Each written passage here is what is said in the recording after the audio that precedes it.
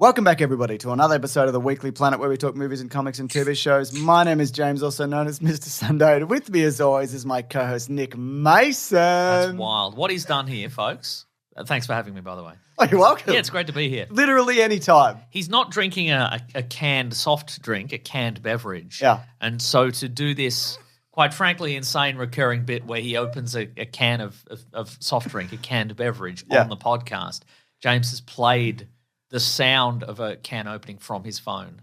Maybe that's what happened. I saw you do on it, this James. audio medium. I saw you Maybe do I've it. got a tiny secret can up my sleeve that I've since disposed of for 10 cents. You can make money on those. That's true. Yeah. Big show this week, Mason. Very big show. Long. Is it? Well, we're talking about two movies. We don't know that yet. No, well, I'm talking about two movies. You're talking about one movie, maybe. We'll see. We'll get to it. We're gonna be joined by Bron Lewis and Claire Tonti later to be talked about Inside Out 2. Okay, well, I'm not going to be there for that. So. No, I hope not. And then we're going to talk about Beverly Hills Cop Axel F. Axel F. As well, yeah. There's time codes if you do want to jump to those right now. That's right. Rob Collins, who edits this, he puts them all together. But not before I say this. Go on. Here's the news of the week we'll be covering, which you can also skip to. Or you can skip over entirely. Absolutely. You can skip to right to the end. Yep, do it. I dare ya. We still get your money. Yeah, I think. Yeah. I honestly don't know. No. We get no money from Spotify, I know that. And yet they run ads. Yeah, if you're playing it from one of those vending machines that plays podcasts and you've already put a coin in, and you've pushed the big button that says Weekly Planet Podcast, even if you skip right to the end, with a big crank on the side, we've still got your money. They're not going to give it back. Oh, yeah. So we're going to be talking about a cancelled Batman TV series. Some disastrous DCU costumes, Mason. I don't know if you've been watching that Superman. Oh, yeah. Oh, my God. Oh, my God. That's a bit of manufactured controversy. And you look at Captain America 4. Oh, yeah. Some record-breaking numbers for Deadpool and Wolverine. Aye. And some record-breakingly low numbers for a Kevin Costner Western movie. Oh. Yeah. We're going to put talk. it all on the line. We're going to He left his wife or something. Something like that. Yeah, something happened. We're going to be. She said, "Oh, you better not make a 4-part huge Western epic for hundreds of millions of dollars." I'm already doing it. He said, "I'm Kevin Costner, the star of Yellowstone. I was the Russo Brothers and directing Avengers 5 potentially. Oh, okay. No trailers. Honk. And we're going to be talking about the Crookeded Man, and then Hellboy, the Crookeded Man. The Crookeded Man, yeah, and then again Inside Out 2. And Beverly Hills Cop. Right. Bum, ba-dum, ba-dum, bum, bum. Red hot comic book movie news. It's shooting right up your butthole. Thanks to James and Meso. You're welcome. Speaking of, I'm going to be doing a live show of Confessions. Well, I'm doing a live show, but I'm guesting on Confessions. That's right. You familiar with the podcast Confessions, Mason? I've been on it many times. I've listened to it even. So it's going to be, Sam right. Peterson, who of course... potentially I've been on more podcasts than I've listened to, but... That's probably true.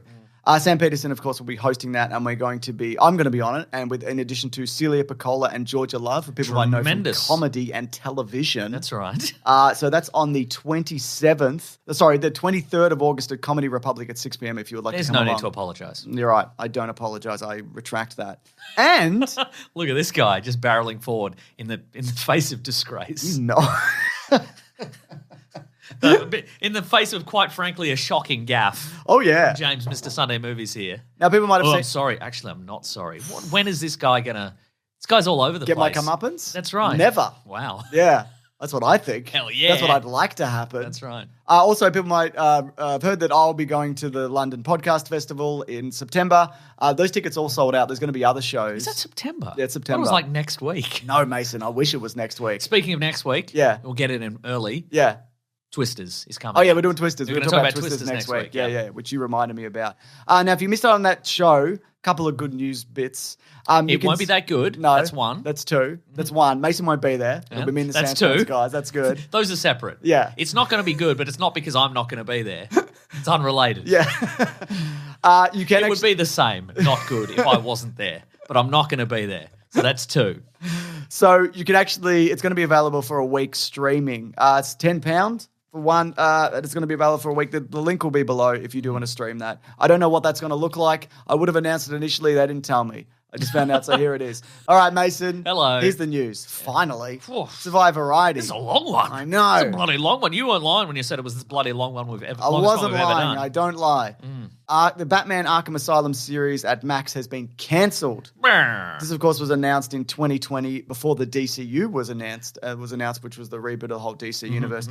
Showrunner Antonio Campos, he's out. But apparently this could happen in the future with a new showrunner, or it's worked into something else, etc. Absolutely. So that might be something could blend it into a universe. It depends how the Penguin goes, I guess, if they want to work it into that, or the DCU in general. That's true. This moved from, I think, a Gotham City police-centric show into the Arkham show at one point. Yeah. But they did the Gotham show that happened for like 6 years or whatever. They did, yeah. Covered that pretty extensively, I thought. Yeah. And Is this due to sort of declining interest or difficulty getting it made, or is this due to the very mysterious, nebulous ability to put Batman? No, the ability to put Batman on live action TV. Oh, okay, yeah. For some, I think we've talked about this. Yeah. That maybe the TV rights to live action Batman on television are tied up with Fox because they made the Batman TV series in the 60s. Right, okay. And Fox and all that content is now owned by Marvel or Disney. So like the Fox stuff? Oh, right. Of course. Because Fox got bought by Disney. Fox got acquired and then became 20th Century Fox, and then that all got bought by Disney. So it's potentially, probably not, but there is a slim chance, and which is very funny to me, that Disney owns the Batman TV rights, which is why you can never really put Batman on TV. No. You never really see it, even though it's... Sometimes there's been a million Supermans, but there's rarely a Batman. Yeah, that's very true, Mason. I would love that to be true. Yeah. I think also they've mentioned about they don't want to dilute the brand of Batman. Well, see, that would be it as well. Like you haven't already. Yeah. There's not a million Batman. Well, maybe it's because Superman as a character, you want people to be reminded that Superman always exists, which is why you do the TV series, whereas Batman, you're like, well, if you don't give people another option, they will have to see him on the big screen, maybe. That's true. And I know there's been animated versions, and he appears briefly on Titans and all that sort of stuff. But I think there's some element of truth to this. Going on, I think there must be some sort of contractual thing where it's like you cannot have Batman and Robin in costume fighting in live action on TV or something like that, because it never ever happens. No. Even on Titans where Robin and Batman were there. They fight, but he's not dressed as Batman. He's not dressed as Batman, yeah. He's dressed as man. That's right. That's right. Which is still cool. He's dressed as Ian. Ian Glenn. Yeah, that's right. The most man you can be, because it's just two first names. It's true. Whatever way you flip it. Yeah. I guess it's terrible. I don't know anything about this. I guess it's bad news, or it isn't. I don't know. I didn't think it was happening anyway. I'd forgotten about it. I'd also forgotten about it, yeah. I think I'd conflated this and the Cape Crusader animated series. So that might have something to do with it also, because they're covering a bunch of this stuff, I think, in that. All right. Also, Mason, we've seen some more Superman set photos. That's right. Now, James Gunn said anything that you see there is not like a massive story spoiler. We're not going to get into the specifics of But if you don't want to know anything about the new Superman movie, then maybe skip ahead. Never see it. Yeah, never see it. You don't need to know anything. If you never ever want to know, if you've taken an oath of some sort, then you'll never know anything about this movie. Don't see it. Don't listen to this bit. So we see there's a scene in which it appears that Superman and some other superheroes are entering a building, and they all arrive, and you see Mr. Terrific, he's flying in a little jetpack kind of situation. You get Hawkgirl, we got Green Lantern, so that's Nathan Fillion's Green Lantern. And the big kerfuffle on the internet is it's not his haircut. It's not his haircut this time, even though it is busting for real. Yeah. No cap. No, I know the Green Lantern's haircut. Oh yeah, no, that's true. Well, that haircut is not. That haircut is mid. It's mid. Yeah, he looks blonder than red. Yeah, but I think that's set photos. They'll fix it. Well, here's the thing as well. So people are up in arms, but are they really? Because the costumes for the other superheroes that are not Superman they're very uniform. Because last week or a couple of weeks ago, we saw Mr. Terrific's costume, which has a sort of an iconic jacket. But we only saw the back of it. But if you look at the front, it looks exactly the same as all the other costumes. Hawkgirl and Green Lantern and Mr. Terrific all have like a very similar kind of chevron look to the jacket. They all have they're all sort of white, and there's some piping on it. The Green Lantern suit is barely green at all. Yeah. And people are like, James Gunn's ruined everything. Doesn't he know Green Lantern's green? Has he never read a comic book? He doesn't know anything about it. Has he never look like Has he ever made a movie with superheroes in it? I don't think so. Doesn't look like he's done that. But They're all branded as well. They're all branded. They all have the Lord Tech logo. So in this Sean Gunn, bit of nepotism. Bit of nepotism. Just James Gunn never booked his friends and family in a movie before. He's always doing something or not doing something. That's right. How dare he do or not do anything? How dare he? He's ruined this. He's ruined the Snyderverse. I wish he'd reconsider. Bring back the Snyderverse. I think he should trash this and bring back the Snyderverse. I agree. Yeah. That's it? Yeah, we'll use that as a clip. We'll put that on Weekly Planet Clips. Oh, yeah, this will be a good YouTube short. That's right. YouTube short where we pretend to be mad and there's video of us where our facial expressions don't change at all. That's what you need. You need big energy on those clips. Oh, yeah. You need a big row of Funko Pops and you need to be going, I'm so mad at this. I'm not mad at anything. I'm not mad at anything we talk about on this show. Nope, it's never. It's never. But clearly what is happening here is it's a sort of Kingdom Come in reverse. Yeah. They're all going to be these corporate superheroes. They're all wearing the Lord Tech logo. So they're being sponsored by Maxwell Lord or something like that, and they're perhaps failing in their superheroic ideals. And then Superman shows up. He's new on the scene, perhaps newish, and then they're all inspired by him to shed the corporate sponsorship and become their own people. And they're going to get their own uniforms by the. In fact, maybe not even in this movie, but at some point, almost certainly there's going to be a line in it where Superman goes to Guy Gardner and he says, you can. If you can make anything with that ring, you can make your own uniform. And he goes, oh, yeah. And then it's just the Green Lantern suit. That's what's going to happen. And then Batman's going to punch him? Yeah. Yeah. Sucker, he'll say. Sucked in, I got you. I tricked you. Yeah, that's right. You were so busy making the uniform, you didn't build an impenetrable shield, so I'm going to kill you. Could this movie be terrible? Yeah, and could this all look dreadful at the end? Maybe. It certainly could. But that's obviously what is happening. Yeah. Like people out there getting mad, quotes, fake mad. They're getting mad about this. They cannot possibly be getting really mad about this. That's obviously what's happening. If you've seen a superhero movie before, that's what is happening here. Exactly. But otherwise, it looks good. Superman's hugging kids at one point. Did you see that? Okay. He lands and the kids are like, woo, it's Superman. Yeah. We like you and not those corporate stooges. Yeah, cool. All right, well, speaking of new suits, Mason, you might have seen there was a new image released of Anthony Mackie's The Falcon. I did. It looks a lot like some of the old Captain America suits. It looks a lot like, I want to say, the Civil War suit. Yeah. It's less white. Like his old one from the TV show was more white and blue. Yeah, I really like the white and blue one. I know we kind of have to I didn't like the head bit. Oh, okay, right. And it is, I imagine that is also very difficult to... That is probably quite difficult to have it work on screen because it's one of those things. It's like the Winter Soldier's arm, where they don't want it to look cloth-like or like rubbery. Yeah. So they do the rubbery bit and then they have to CGI it. Redo the whole thing. Redo the whole thing in post, or somebody does. Somebody who's not the director has to do that. I don't know who's doing just it. rotoscope it for six months or whatever. Yeah. So I imagine they've removed it for that reason. Yeah. Plus you get to see his face. It's the same reason why Captain America loses his helmet all the time. It's the same reason they quite cannily in the first Iron Man movie went, let's do a point of view shot where we see Tony Stark's face. That just happened. And that's exactly you see him say it. Yeah. Because you don't want to just see the blank mask the whole time. Exactly. But yeah, it looks pretty good. And they'll change it again for the next movie. They tweak the Captain America suit every time it shows up. Mm-hmm. Yeah, which, that's okay. That's okay. That's okay. That's okay. Yeah, we're mad about it. I mean, they've ruined it. Yeah. And we're mad about it. And I think they should, Feige, bring back the Snyderverse. Completely agree. Bring back the Snyderverse. Completely agree.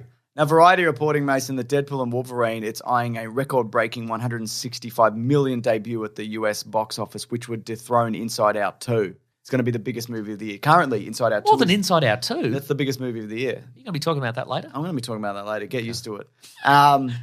Now, I don't think, honestly, if we can be real here, I don't think I'm ever going to get used to the fact that you're going to talk about Inside Out 2 later. Well, Mason, you're going to have to get used to it or at least make peace with it. Right. Now, could this make $1 billion? Almost certainly, I would say, unless it's dreadful. But of course, that being R-rated, it might not make it all the way. The R-rated comic book movie has done it before. Joker did it. Also, it might be a thing where there's a big explosion of interest opening week and then it drops off.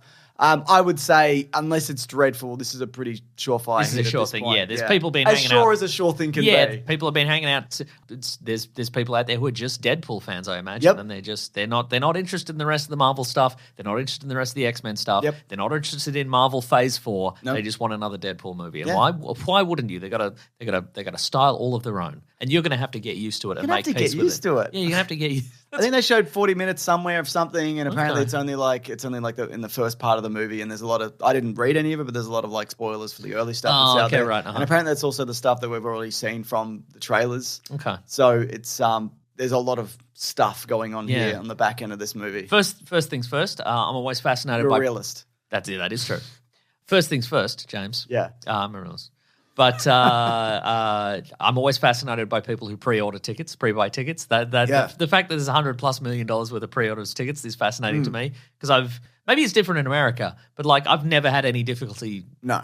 Just going to the movies and going, one ticket, please. We also... Yes, that's right. It's always one ticket. Yeah, me too. But we also, we a lot of times have the luxury to go during the day. That's true, yeah. We're not doing like Friday night, after work, whatever. That's true, you know? So maybe that's why people are doing it, I assume. Yeah. Second thing is, this will be a real test for, are people coming back to the cinemas? Or have people been so thoroughly beaten over the head with, this will be on streaming in a month. So do we bother? They announced the Quiet Place streaming date. Yeah, that's very soon. Well, I mean, and it's doing well. What are you doing? Well. Yeah. Why is there I don't understand why there doesn't seem to be any capacity for anybody to go, look, we'll put it in cinemas for 3 weeks, and if it does really well, we'll extend that. Yeah. If there is that option, nobody is taking it. What's unstoppable here? Yeah. So it's already made $125 million. That's the time of recording. We're recording on the 7th. Uh-huh. Yeah, I mean, that would... Okay. I mean, I guess it's still going to get like another month or... No, a couple more weeks. When did they say it was... I don't know. I've forgotten already. Let me check. It's not essential to my life, a date about a movie, so I've forgotten it. Okay, fair enough. Let me check. I'm just curious to know. Paramount. God, Reddit's... Paramount, more like a pair of Muppets. Yeah, I was going to say Reddit, but I mean Google. God, it sucks. I can't find it. It's just junk now. Yep. Anyway, I don't know. It's soon. I remember seeing it and going, that's soon. Yeah. Anyway, speaking of the box office, Mason, Horizon and American Saga Chapter 1 has hit cinemas. Nice. And it made $11 million in its US opening. Seems low. It cost I think together the first two cost $100 million to make. I think this is a genuine shame. Quiet Place Day 1, James, is streaming July 30th. There you go. That's what, 3 weeks, whatever. Yep. Yeah. So I think this is a genuine shame. Yeah. Like it's an auteur returning to what he does best. As much as you making don't, a huge as much bomb. as you don't like it, as much as people don't like the idea of it, he is an auteur. He is. Yeah. I watched his like an iconic role thing. He seemed like a very nice guy. Absolutely. Yeah. And I think you don't get a lot of this happening. Maybe his wife doesn't think he's such a nice guy. That's not up to us to say. That's between them. We're not married to him. So yeah, I think there's a reason also why people don't do this. Yeah. For this reason, if the studio loses a bunch of money, then there's the studio's money. Yeah. I mean, I think I was watching a clip of this on John Campea was talking about this, where looking at the trailer, he was like, "What's it about?" And like, yeah, that's a good point. Like looking at that trailer, what is it? It's just sweeping shots of the West and a guy going, "I'm stoic," in an era where being stoic is good or whatever. I don't know.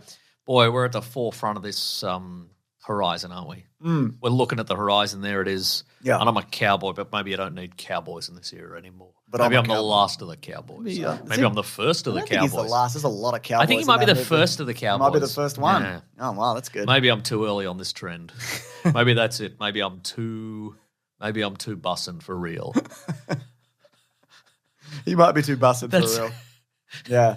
See, that's because traditionally, you as a fan of westerns, James, you would know. Cowboy. Traditionally, it's always like, well, I'm a cowboy and I'm out on the range, but maybe the time of the cowboy's over and civilization's here. There's a different kind of gun being made. Maybe I'm going to walk out into the desert and that's the end. Do a thing where a guy's decided to be a cowboy and he's the first one. Everybody's like, what are you doing? What are you doing? What do you mean? What do you mean cowboy? Well, I've got these guns and I walk around and I deliver justice. What's that have to do with cows, though? You're not a boy, you're a man. Could you just be a gun man? No, that's taken. So I had to think of a different thing. So I'm a cowboy. This is a great bit, mate. It is a good bit, I think. I'm really enjoying it. I'm going to develop it more over the coming weeks, I think. A movie about a guy who's too on trend. He's too early. He's an early adopter. Yep. It's Uber, but cowboys. Okay, yeah. God. Yes, I am aware of what cowboys actually are, but I'm ignoring that for purposes of this bit. It's a comedy bit in this comedy show. Yes, that's right. Which is what this is. Yep, that's what this is. Yeah. So, this also doesn't bode well for Horizon and American Saga Chapter 2, which is out like next month or whatever. Yeah, he's doing 4, is that right? He's doing 2, I would say, if I had to guess. Yeah. I mean, again, like a big part of the 90s was Kevin Costner making a huge bomb. That's true. And he's back to it. Now, so God bless him. Now, Francis Ford Coppola, his Megalopolis. He's made Megalopolis, and that's getting some mixed reviews. But he, another auteur, he funded that himself entirely. Because he's old. And he's not going to be able to spend that money anyway. Well, so is Kevin Costner, did he also self-fund this or did he acquire the money? I believe a lot of it he did because he, through, what's that show he did? Oh, Yellowstone, of course. Yellowstone, yeah. So I think a lot of that money came from there. As far as I can tell. He probably did get some financing as well. And probably some tax credits. That's right. Etc. God, I love it how he's just like, I'm making a cowboy movie. I'm going to do it again. I'm breaking ground. I'm doing a cowboy. Just a man playing cowboys. God bless him. Good on him. Yeah. All right, here we go. Mason, here's a rumor. Go on. Via Jeff Snyder. Let's spread some rumors. Here's a Let's Spread Some Rumors segment. Tell your friends about this. Tell everyone. The more salacious, the better. Tell it like we tell it, but add an extra lie to it. Yeah. And then when it gets back around to you, see how it sounds. You know? Yeah.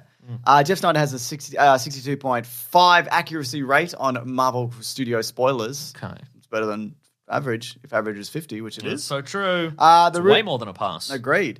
He said the Russo brothers apparently wanted to direct Avengers 5, but Marvel passed on them and reiterated that Sean Levy, who of course is directing Deadpool 3, may not direct. So according to this rumor, the Russo brothers who directed Captain America, The Winter Soldier, Civil War, and the last 2 Avengers movies, which are the biggest movies of all time or something. And The Grey Man. And Ghosted? And Not Ghosted. Not Ghosted. He did another one. He did Tom Holland's in the Army now. Yeah, sure. Yeah. With Pauly Shore. Yeah. Yeah, so they said, we'll do it. And it makes sense because they made good Avengers movies. They did, and good Marvel movies. Yeah. I mean, there cannot be said for their work outside of Marvel afterwards. Though I haven't seen any of those movies, so maybe they're all incredible. They work well within the Marvel machine. Is what I would describe their work. Sure, and they're probably very nice and good to get along with. If this is true, what do you think the thinking behind this would be to not have them do it?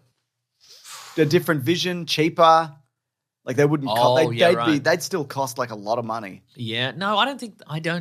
You think? I mean, what are they asking? Like, to Disney? What's the difference between 10 million a piece and 40 million a piece? You know, these budgets have been spiraling at Marvel, though. Oh yeah, maybe this is finally time to cut back. Yeah, I mean, maybe it is their post Marvel work. Maybe they're like people you don't often associate stuff. Like if someone said, "Hey, who directed Doctor Strange?"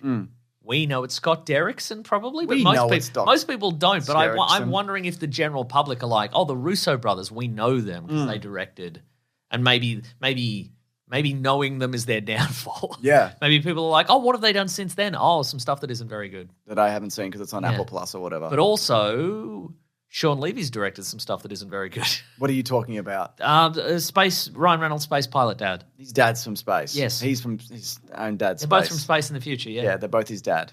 Yeah, good movie. And Free Guy? Yes. Okay, people like Free Guy. People like Free Guy. Nobody remembers Space Dad. It's a freaking lightsaber, man. Yeah, but everybody remembers Free Guy. Okay. Everyone, yeah. Yeah, sure. Wow. And what do you say to that? I don't know, because I don't even know if any of this is true. So I don't know. And you said a bunch of stuff already. I did say a bunch of stuff already. I mean, how much of Infinity War and Endgame? How much of that was the Russo brothers giving us plot elements and character moments, and how much of that was Feige? The writers on it, yeah, and how much was Feige and simply the pieces that had been set up for the previous decade being put into place? You know, so I mean, and then you look at like the Winter Soldier, and that's true. I'd imagine that had less oversight. You'd imagine, and it's an incredible movie. I don't know. Anyway, I think I'd be happy with the Russos than Sean Levy. Yep. Anyway, yeah, I agree with that. And we haven't seen Deadpool / Wolverine yet. That's true. / Wolverine. / Buddy Wolverine. I think Wolverine's going to bully / Deadpool. I agree. There's probably some / fiction about him as well. No doubt. They'll probably mention it in the movie. Yeah. Oh, yeah, we're looking at the Wolverine this week for Caravan and Garbage. That's right. We're the only people to revisit that movie. That's right. You're welcome, by the way. That's right. He's in Japan for most of it. He's in Japan. Trailers ahoy. Hank. Just the one. We got Hellboy, the Crooked Man. My only note is, oh no. I don't want to be like that. Yeah, right. So, of course, there were 2 Hellboy movies directed by Guillermo del Toro. Yep. Pretty good. With Ron Perlman as the titular Hellboy. Pretty good. Then there was a reboot a couple of years ago with David Harbour and directed by I don't know. Not dreadful. I like it, that one. But dreadful. I think it's people going, well, it's not Guillermo del Toro and it's not Ron Perlman, and it isn't. That's correct. But I like that one. I didn't mind it. Now this one is being helmed in some capacity by Mike Mignola, who created Hellboy. Yeah, he wrote it. Yeah, so this is based The Crooked Man, so it is based on the existing Hellboy story. Good comic if you haven't read it. The Crooked Man. So this is not like the Golden Army, which was a new story for the movies. This is based on an existing thing. It's Jack Kesey as what's his name? Hellboy. God. What were your other options there? I don't know. The Crooked Man. Yeah. I do like the idea of telling a smaller Hellboy story. Also, that's what we should say. Yes, it looks like a way lower budget. Yep. Which, you have to do. You can't put $200 million into this, like Hellboy at this point. Yeah. But there is elements of it that look a bit fan film-esque. Yes, absolutely, yeah. But also, he could be redder. He could be redder. He could have yellow eyes. It's also, look, I said, oh no. I'm just watching it again now. Yeah. There's some stuff in it that, like, it's not dreadful. I'm also going to look at it. It's not a dreadful looking movie. I'll say that, Mason. That's the spirit. Directed by Brian Taylor. He directed Thor: The Dark World, maybe? Maybe. No, he directed Spirit of Vengeance. I like Spirit of Vengeance. Rider. I haven't seen it. And Crank High Voltage. Yeah. And Gamer. Okay, all right. An original Crank. So he's got experience with Statham and Butler. Yeah. So he's one of the Butler boys. Oh yeah. Yeah. So yeah, look, it looks low budget, but I'm thinking Crank was also low budget. Yeah. And it was insane, and it's good. Yeah. So arguably. Yeah.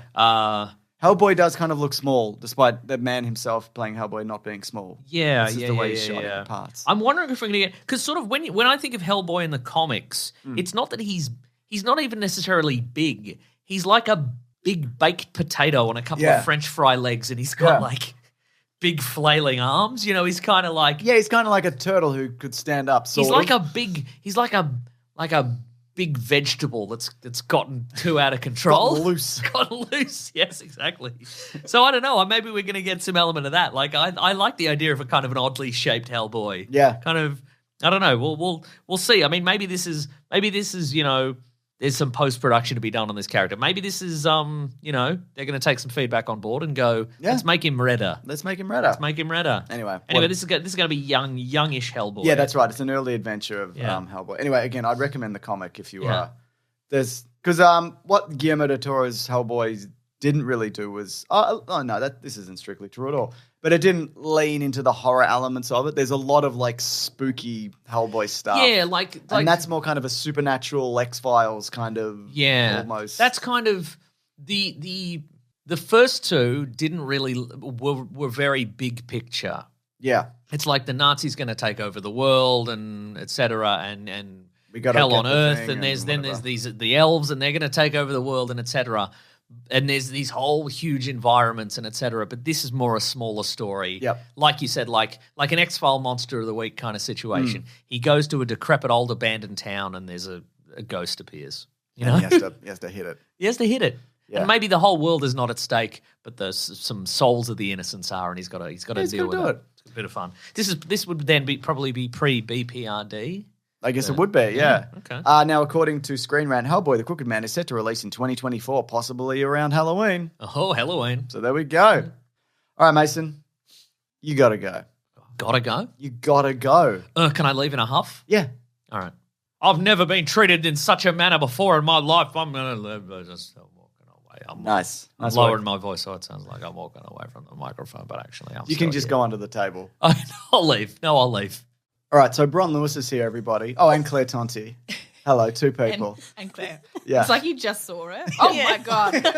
No. She's been sitting there the whole time. What's going on? It's so weird. We're just talking in the kitchen. Now we're in the studio talking to each other. I don't know how it happens. With Bron, which is like so fun. And I'm here. I said to my son this morning, I said, Bron Lewis is coming over. We've got to record some stuff. And he said, LeBron James. Yes, And I said, exactly. I don't know how you got that. Oh, what a fizzer. What a disappointing day for him when this red-haired woman, almost 40, just from down the road walked in. He's like, that isn't LeBron. He didn't even come down the stairs when he knocked on the door. Yeah, he's devastated. He must be, yeah. So and then he asked me if I knew LeBron James. I'm like, no. Another disappointment. That's right. It's been a really bad day for him.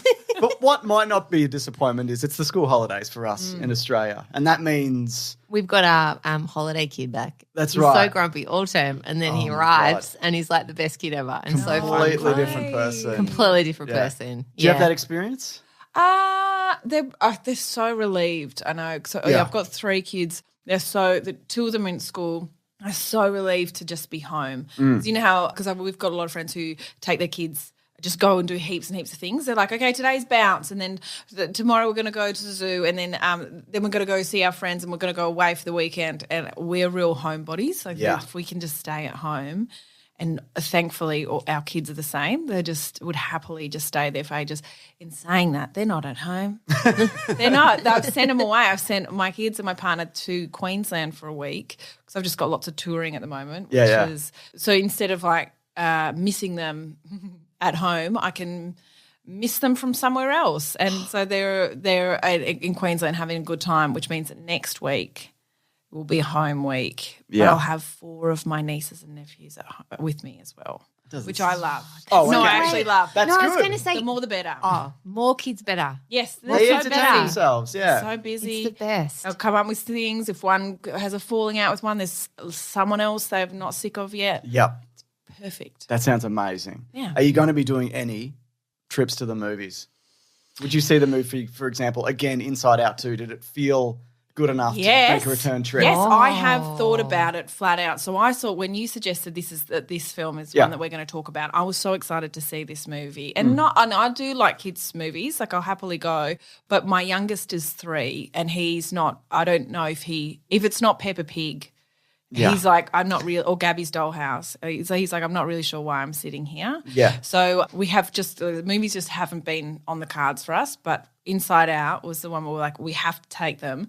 I was working on the day, of course, and my kids went with Lucas, and so I had to just be like, wow. I was like, what was it like? They're like, oh, it was so good, but that's all they've got. Like, I'm like, yeah, but can you tell me a little bit more? Yeah. Like, what kind of characters? And they're like, we don't really remember. Like, watch it yourself. I was like, okay, fine. So I went on tours in Sydney. In the middle of the day, another comedian said to me, what are you going to do now? And I said, I'm going to go to the movies. And he went, oh, great, what are you going to see? And I said, Inside Out 2. And he was like, the kids' movie? I was like, yes. And he was like, without your kids? It's for a man's podcast, you should have said. Exactly. It's actually part of my job. So I went and I watched it and I loved it so much. So I happily will see it again. Okay, cool. How did you feel about it compared to the first one, though? Because I thought the first one, there was like a nuance and a simplicity to it. That this one, because it's about teenage years and growing into a teenager, it kind of, her brain kind of just like blows out. So this is so interesting to me because I know that James hated it. No, I didn't hate it. Loved it. I said it wasn't as good This is perfect. as the first one. Yes. Okay. So what? Okay, just out of interest. Why are you trying to start a fight, Claire? No, it's good. It would be very boring if we both just loved it. And that's exactly. it. Yeah, exactly. Oh, and you have opinions for the 40 minutes that you saw. Well, okay. So I was a little jet lagged. I came back from tour and I went to see it, and I loved the first one, Inside Out, and I actually love it. So emotions. Like my whole show is just about emotions. Yes. My whole life, I bloody love it. So I was like, I'm going to love this. Yeah. And I did love it, but then I couldn't stay awake. And so I fell asleep. I fell asleep for 5 minutes. I don't know what I missed. Maybe I missed the bit that you hated. But you can't stay awake for the whole thing. I mean, you're not a robot. Oh, my God. I know the lounge chairs. I was in those leather things with the recliners. So it's like, nice. Gold class, but you don't have to pay for it. And you're just like snoozy. It was lovely. I really enjoyed it, though. Actually really enjoyed it. And that whole puberty thing, I think, is so hard. Okay, so all right, so in comparison to the first, I think the first was groundbreaking. Yeah. Because we had it is genuinely my favorite kids movie. And it was one where adults and kids watched and like everyone's mind just exploded a bit. Like, oh my God, we do need sadness. And because you are like, you vilify this thing, you avoid it and you push it down and you're really annoyed at sadness for ruining everything. So when Joy comes in and she's just kind of like taking all the memories away from her, being like, don't ruin these. You are on Joy's side and you're like, Joy is all we need. I don't know. The other ones are kind of in the way, but sadness is definitely in their way. So when they have this beautiful moment at the end where you're like, oh yeah, sadness is there for Joy to be there. Like you can't have joy without sadness. Yeah. Like it's okay to feel sad at points because it doesn't last forever, and it's okay for memories to be sad and still hold on to them, with Joy kind of omnipresent. So that I think was groundbreaking for us. What I loved about Inside Out 2 is that it was a little bit more complicated. It had to be because she's hit puberty. What I loved so much about it was how it approached anxiety. So anxiety that I genuinely did love. Yeah. So anxiety, this is one of the new characters, and so that was a character who I thought was going to be vilified a lot because I've experienced anxiety in my life and I hated it. Like I look back in the moments where I had postnatal anxiety where I just was drowning and I never stopped moving. And I look back at that time and be like, wow, that had to be one of the worst times of my life. So if you're going to create a character out of that, like if someone said, Bron, can you create a character? I wouldn't put it in a nice light. I would make it kind of just this like chaotic mess, similar to that, but they humanized her. Like I know that's just an emotion, but all she's trying to do is make it better. Like she's just constantly trying to fix things. And sometimes it works, And sometimes it works. And often it doesn't. And then when it doesn't work, she tries something else and she tries something else and she tries something else. And I was like, holy moly, that is exactly what my anxiety was like. It was just putting out spot fires, which created bigger fires. And when she has the anxiety attack, when she has this panic attack and the anxiety is just created this, like she's got complete control. There's no other emotions in there. Like there's no room, no one can get in, and she's going around and round and round in circles and she can't take her thing off and she's confused. Anxiety, the character, is confused as to why it's all gone so badly when all she's done is tried to fix it. And I thought that was a really beautiful moment. But the thing I think I love the best is when, because she's fixing all of these things the whole time and she's creating this new principles. Remember the principles thing? She's creating this new thing that creates who Riley is. She's building all of these, like, I guess all of the, what are they called? Each principle core says values? Core values. Yeah. And each one said something like, it will be fine if you make it on the team. And they all sound really positive. Yeah. Okay? Because like that sounds like a nice thing. You're going to be great if you just make friends with these girls. These girls are going to like you if you make the team, or this, like, whatever. All of these just things. change every aspect of yourself Exactly. and you'll be but fine. Individually, they sound pretty good. Sure, They sound positive. And that's what your brain does when it's feeling quite anxious. It's like, if I fix this, everything's going to be great. Yeah. But then the ultimate, like, message that this little tree or this core value thing created was, I'm not good enough. And that was like, and even anxiety herself, the character was like, what? That's not what I created. Yeah. That isn't what I tried to do, but it's what happened. And I was like, that is genius. Because if I had, I think, 50 years to try and create that, I don't reckon I would have been able to do it. Just like, I thought that was just like really, really, like, I don't think a lot of kids would get it, but me as an adult, I was like, they nailed that. I think both of our kids, because our kids are younger than yours, we've got like a 4-year-old and 8-year-old. Yep. And the eldest one, he was like, yeah, it's fine. Like, they're running around and they get lost in a brain and whatever. And our daughter was like, seemed all right. Yeah. It was bright and everybody seemed to be shouting a lot. Yeah. Yeah, I think this isn't for like little kids though, really. I think, not to say that they had a bad time, but yeah. But I just think, going back to what Bron was saying, how powerful to see personified an experience that you have had. And like, incredibly, I agree with you, total genius to vocalize that in a way that then makes you understand more about yourself and about the damaging nature of anxiety, but also that it's also necessary too. Yeah, they said at the end there was a role for her. At the end they were like, no, here you've got a maths test tomorrow or something. And she was like, oh, okay, I'm a bit worried about that. Oh, this is, there was a reason for her to, so like, yeah, my kids are a bit older. My 10-year-old, she does get really bad anxiety. She's getting a bit better with it now. But for a while there, it was really unmanageable for her. Right. And it was that thing of like constantly, if I do this, this will work. If I do this, this will work. And then she'd fall to bits. And so because she had the language of understanding that it was anxiety, now that there's a character, so like a visual representation of when it all was is all kind of falling to bits, I think that's going to help her. So she watched it and loved it. Then her 8-year-old sister, who doesn't get anxiety at all, she just loved it because it was funny. Yeah. Yeah, and then the 3-year-old, he just loved it because he got an ice cream. So it's like there's a little ins for everyone, you know? Absolutely, yeah. Completely. I love too that when you're watching a kids movie like that, everyone's accessing it at different points, which is beautiful. But actually underneath it is underpinning some psychology too about really naming and taming your emotion then. And that's so powerful for us as adults, but kids as well, to be able to say that. I know there's a phrase that a psychologist I love called Carly McGowan talks about, that emotion is energy in motion. And there's no bad emotion. It's just that it's moving through you and not trying to suppress it or hide it or shame it, but naming it allows the emotion to move sort of without attachment to it. So you can kind of allow that anxiety to be. And I think Glennon Doyle and Elizabeth Gilbert talk about this too with fear, which is, similar to anxiety, that it can sit with you but not in the driver's seat. Yeah, so you right. welcome it in, you give it love and you say, you exist. And, anxiety, you exist and we love you. You can't be driving the thing because like in the movie, the whole thing derails. Yeah. So I love that. I think it's great. I think for me where it derailed.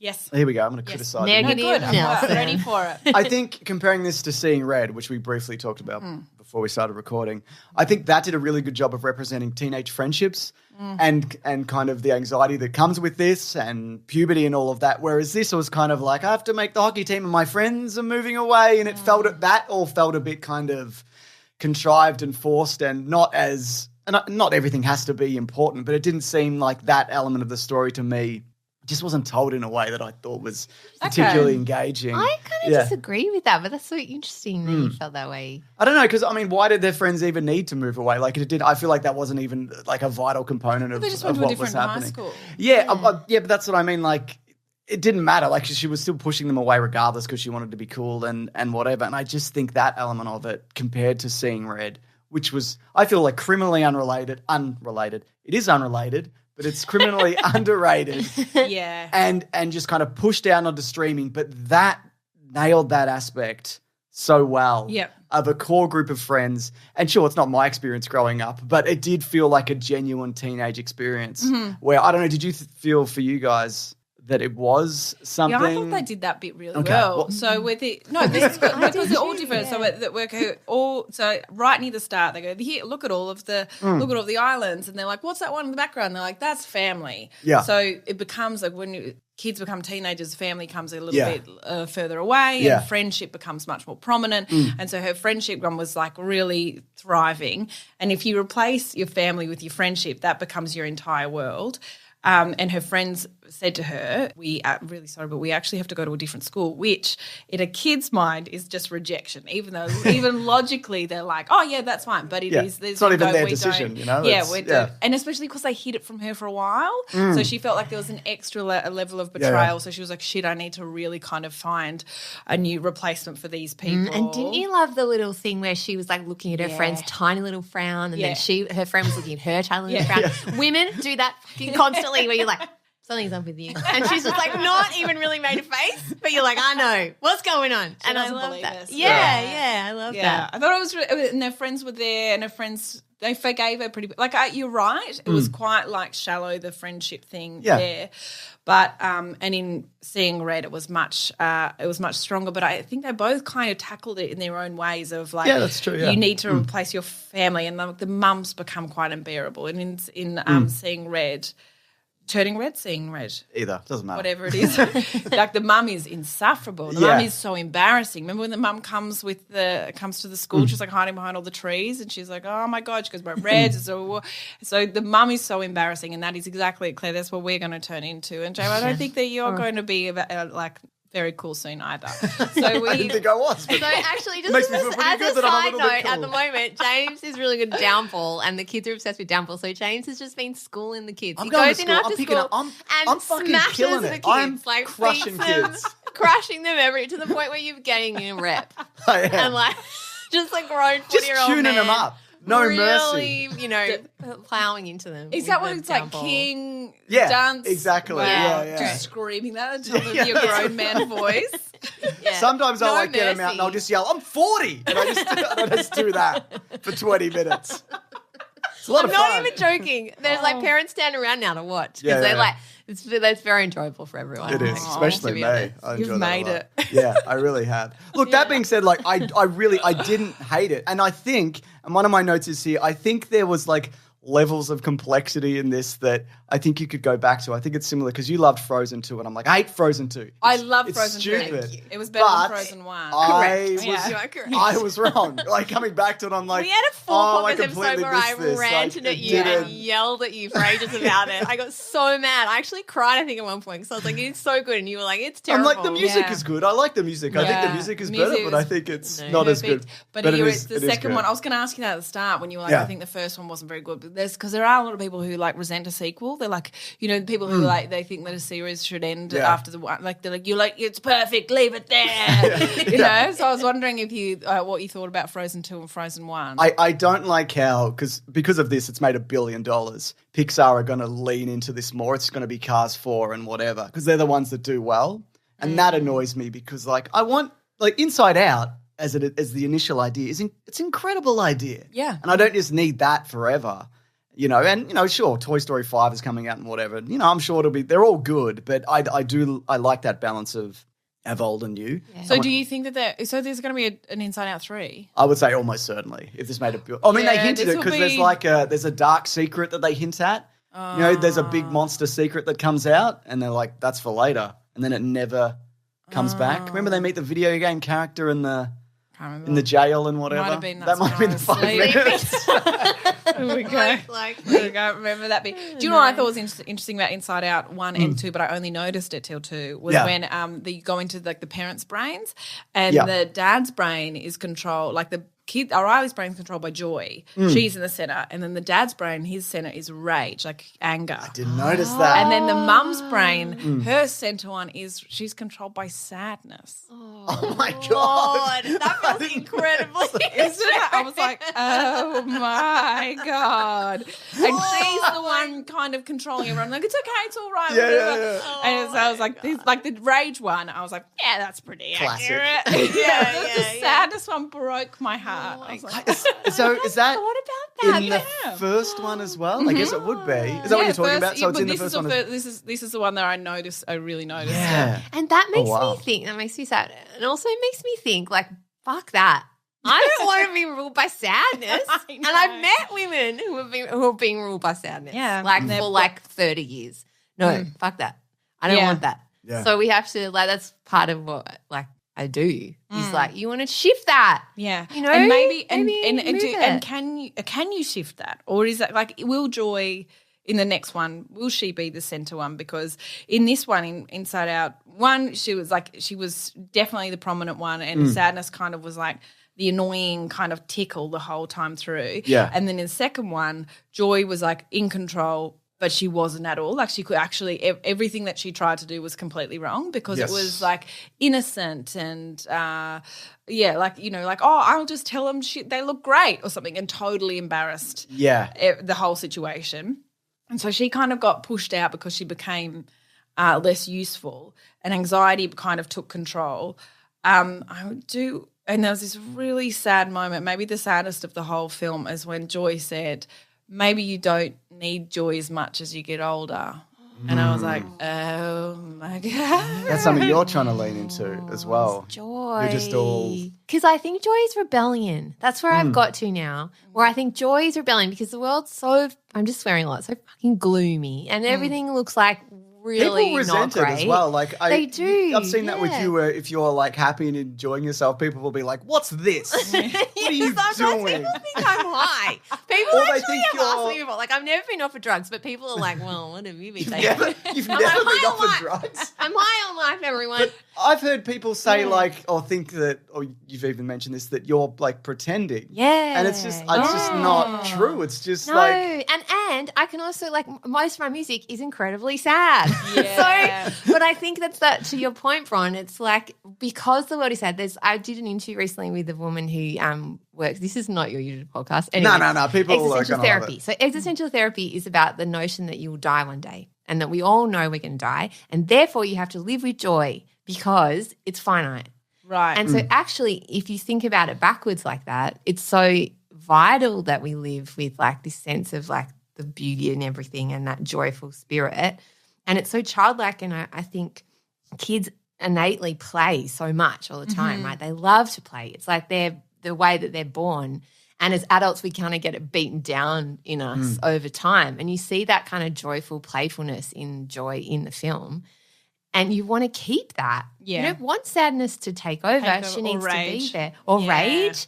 But that idea of like holding to joy through all of it and leaning into that aspect, I think is vital. Otherwise, like the way we dress, like the way we like I was watching you and Claire Hoop the other day dancing on Instagram on the ship, and I was like, yes, Bron. Yeah, Was- very, like- very, very promiscuously. Yes, very much how so. much of very, your- very nice. Because you pivoted from teaching Yeah. into comedy. Yes.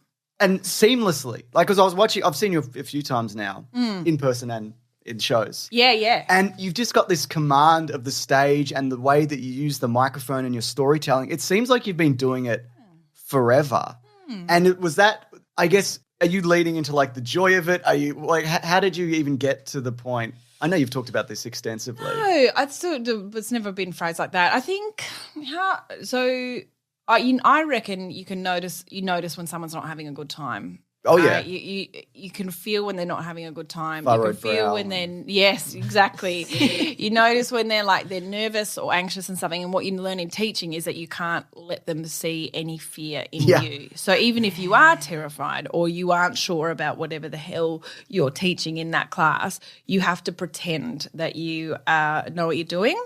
And so there's a lot in comedy. When I started, it was a lot of like fake it till you make it.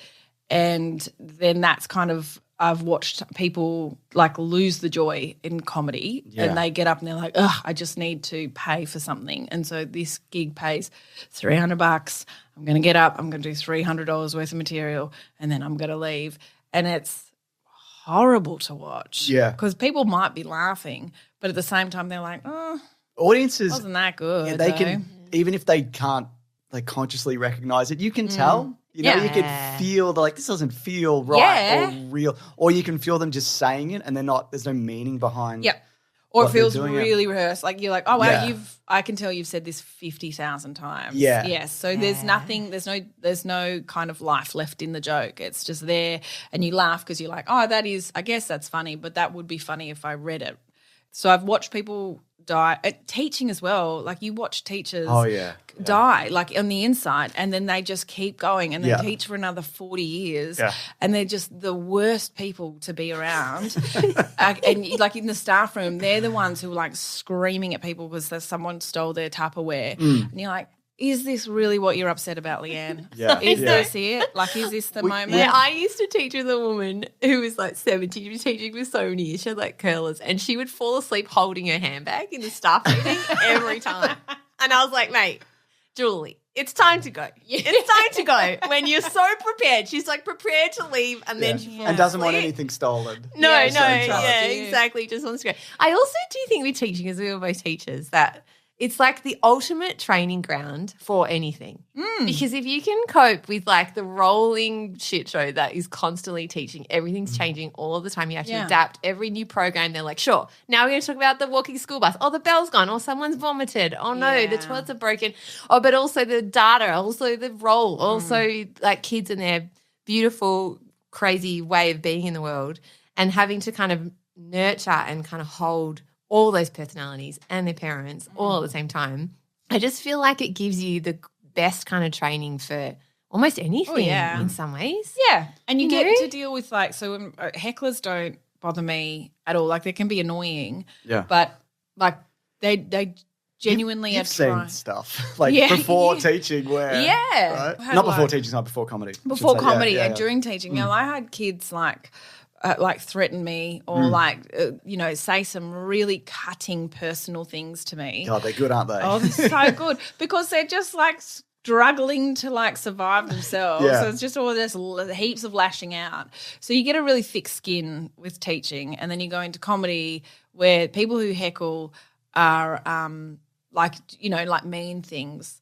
It's so easy to destroy them. Like it's so easy. Like I don't think I've ever seen a heckler win, and even up against like new comedians, because they are picking on someone who's giving it a go, and in Australia we don't like that. And so even if like you're excited about a heckler, all the comedian needs to do is say like, did you choose that haircut? And then everyone goes, oh, and then you move on. And you can be mean back because they pick the fight. That's right. You know? Yeah. So teaching helped me deal with hecklers really, really well. But it also like taught me, like lots of things. Like everyone's there, everyone's struggling. Or sometimes hecklers it's just so desperate for people to laugh at them, like laugh at their jokes. Right. Like there's a comedian called Georgie Carroll. She's from she's British, but she lives in Adelaide, and she is really kind to hecklers because before she started comedy, she used to go to watch comedy, and because she didn't know she wanted to be a comedian, but every time she'd go, she in her head she'd go, "You're funnier than them," and then she would heckle the comedian to show everyone else that she was funny, and she was like, "Oh, I've ruined that many comedy shows." So when she gets a heckler, she's like, "No, this is my penance. This is fine." And then she'll be super kind and help them out and like get them to understand what their role is because she was destroyed that many times by comedians being like, "What the fuck is your problem, lady?" She sounds like she was really good at it though. She is now. Yeah, she is now a very good comedian, but I'm sure she was the most annoying audience member in the world. Who would call out during somebody's show? I know, Claire. Who would? But that's to be fair. I totally. We should tell. I haven't told the story. Okay, you tell the story. Well, I mean, we were all there. We were all there. We were mortified, by the way. He was so mortified. Yeah, I saw it. What are you doing? I watched it. That's in the second row. We were. Okay, jump in at any point. You've got an amazing show, and we've got dates for that, which we want to share, if that's all right. Please. So we went and saw your show, which is incredible. And so my brain. we're probably 20 or 30 minutes in. We're having a great time sitting together, second or third row back, and you launch into this story about I'm butchering this. No, you but yeah, it's basically talking about a particular time in your life and motherhood, and how this song by Tina Arena called Chains kind of helps get you through it. And you named this song, and straight away Claire just goes, "Oh, have you seen her perform it live?" I said it at the Lokies when she performed at the Arias, and I don't even know. And it was like it came out of my mouth so involuntarily, and then was in the world. And then you spoke to me, and I was like, I don't even know what to do now. You were talking to her like you would now. Like you were just everything else was just like it disappeared, and it was just you. You were my friend Bron that I never met, and I just had to tell you hadn't met at this point. I forgot that part of it. And I turned to you, and I go, "What are you doing?" I didn't see it coming because it was like It's not a heckle either. No, it wasn't a heckle. It was a conversation. It was because no one in the show at that point had yelled out anything. So it was over halfway, and I said, "Oh, my comfort song is Chains." And Claire just yelled out, and when I looked down at your face after you'd yelled out, "Have you seen her at the Lokies?" I looked down at you, Claire, and James, you were looking at Claire going, "What are you doing? What are you doing? And I think you're holding her arm or her hand, like kind of like gently squeezing it, like stop. Claire, you look so confused as to why you were talking. You were stunned. You were like, I'm sorry, but have you seen it? I don't know. And you surprised everyone, but mostly yourself. Yeah. And then I was like, actually, it was the arias. Yeah. Actually, you corrected yourself. I corrected yeah. and actually, like that's sorry. like Anyway, that's gonna fix. It's totally no, fine. I misspoke. I meant. Oh my gosh, it's so funny. I actually have analysed this a lot afterwards because I was like, because I've been seeing comedy views, I've never seen you do that. Ever done that. The only other time was when we saw Dylan Moran and my phone went off by accident, and then he yelled at me. Yeah. So that was the only other time, but that was like 10 years ago. I guess I deserved it. Anyway. I guess. But what's great about like your heckle is that there's nowhere for me to go with it. Like my response would be like, "Yeah, I've seen it," or "No, I haven't." Yeah. Like I can't do it. And then I'd be like, "All right, I'll keep going then. Yeah, I'll just continue with my show." I think you so did say awkward. You handled it so well. You said something like, "Oh yeah, I love that song not as much as you do," or something. Yeah, like that. yeah. And I was like. And also I was mortified. And afterwards I went into you were a shame why spiral. did I do that? I actually went into a shame spiral and was like, I don't understand myself or my brain. And that oh God. was very good. Oh, it was good. And when people surprise themselves with a heckle, and heckles aren't always like they're often not bad. They're just people trying to help or offer, like just ask for a conversation. To be fair, that video of her singing other arias with the Veronicas and Jessica Malfoy is fucking amazing. Have you seen it? And everyone should see it. You sent it to me, yeah. I did, yeah. And then what is hilarious is I've recounted this story to a group of my friends, and before I got halfway through, Jess was like, "Oh yeah, from the arias, you sent it to me already." And I apparently have sent that sent it to everyone. video, which is fine. Like it's really actually like hypothetically not even that exciting.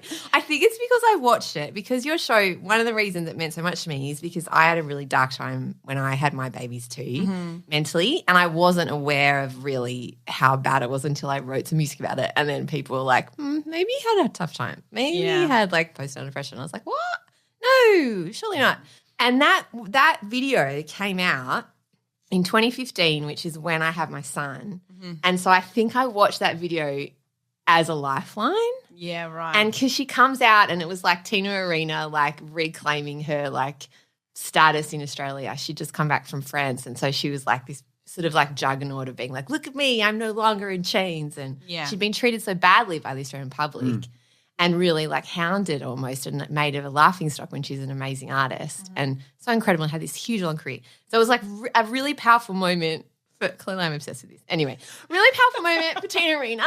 But I was in a really fragile state. And so that song I listened to all the time because that's how I felt in motherhood, in like a lot of chains. Yeah. So thank you. No, that's fine. There is not, show. There's not another song that you could have said that would have invoked that reaction. I tried to like think like, is there anything that you could have said that would have had you yell out? And I don't think there is. There is like not anything, not even a song, anything would not have. You were not in charge of your control panel. I don't know which emotion was. Was it Tina Arena? It was Joy. It was Joy. Yeah, great. It was Tina Arena's in there. Look, we should do this now. You've got shows coming up. Yeah, I do. Do you want to do some dates? I've got 3 more. I'm doing obviously the show's called Obviously 3 more times. Okay, I'm going to Brisbane on the 19th of July, then back to Melbourne at Comedy Republic. That is the 26th of July, and then I'm going to Narre Warren. You guys heard of it? Oh yeah, yeah, Narre Warren, and that is August 17th, and then that's the end of it. I was going to try and get to Newcastle, but they're like, everything's booked out. Retiring so it after this? Or that'll be the end of it. Oh, that makes me so sad. I know. I'm like, I don't think I'll make a better show than that ever again. I loved it so. I love doing that show so much. The Tina Arena bit is incredible to do. It really is. It's and chaos. It builds and builds. Yeah, thanks. We haven't spoilt it. No, but it's chaos and like no one. I can't when I perform that bit. It involves the song. I don't sing. Don't worry. But I can't hear or see the audience very well. Like I can't, especially most rooms you can't see the audience. You can see like the first couple of rows, but I can't because I've got this song playing and I'm talking at the same time, reenacting a tricky thing. I have no idea how it's being received.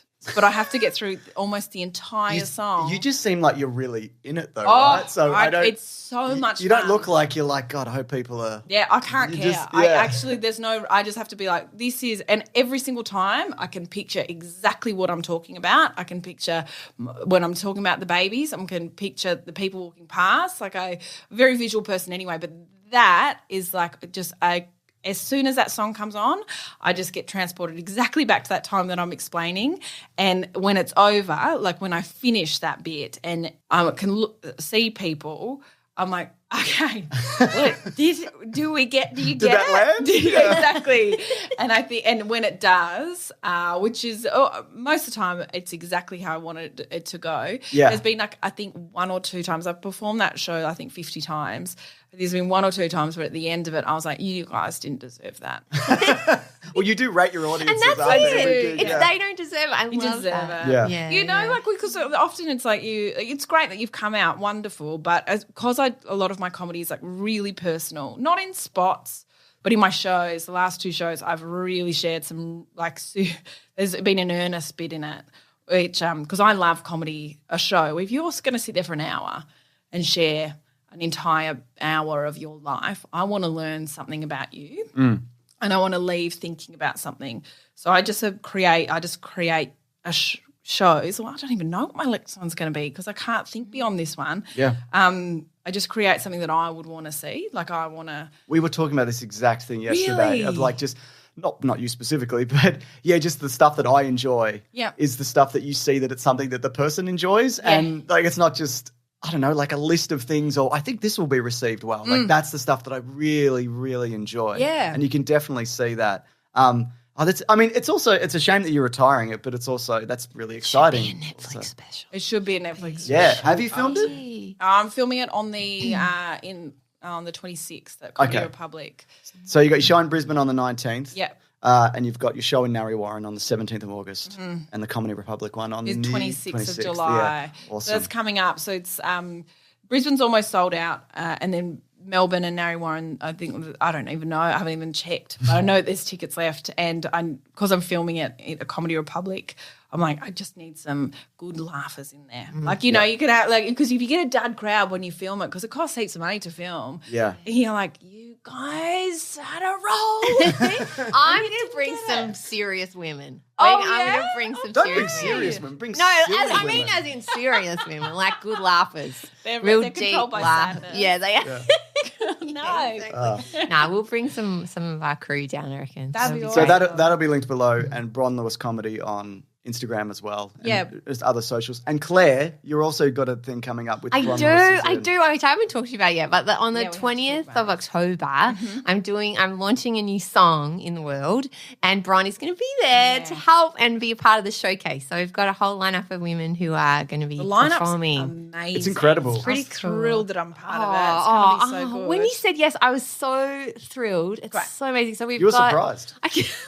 We've got Jamila Rizvi, Isabel Oderberg, who wrote a book about miscarriage called Hard to Bear, and she's amazing. Arian Beeston, who's a contemporary dancer and wrote a book called Because I'm Not Myself, you see, about postnatal psychosis.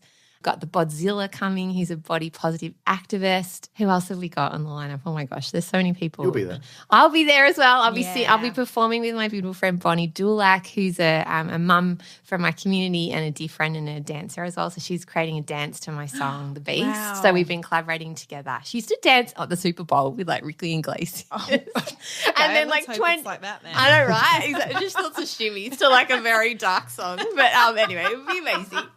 So she's playing Moni LaRue, who's a local mum here, is a musician, and she's going to be playing an amazing Eliza Hull, who is a disability advocate and an author and a singer, is going to be performing one of her songs too. So it's going to be a real and more. There's more kind of surprises. But that's on the 20th of October at the Brunswick Ballroom.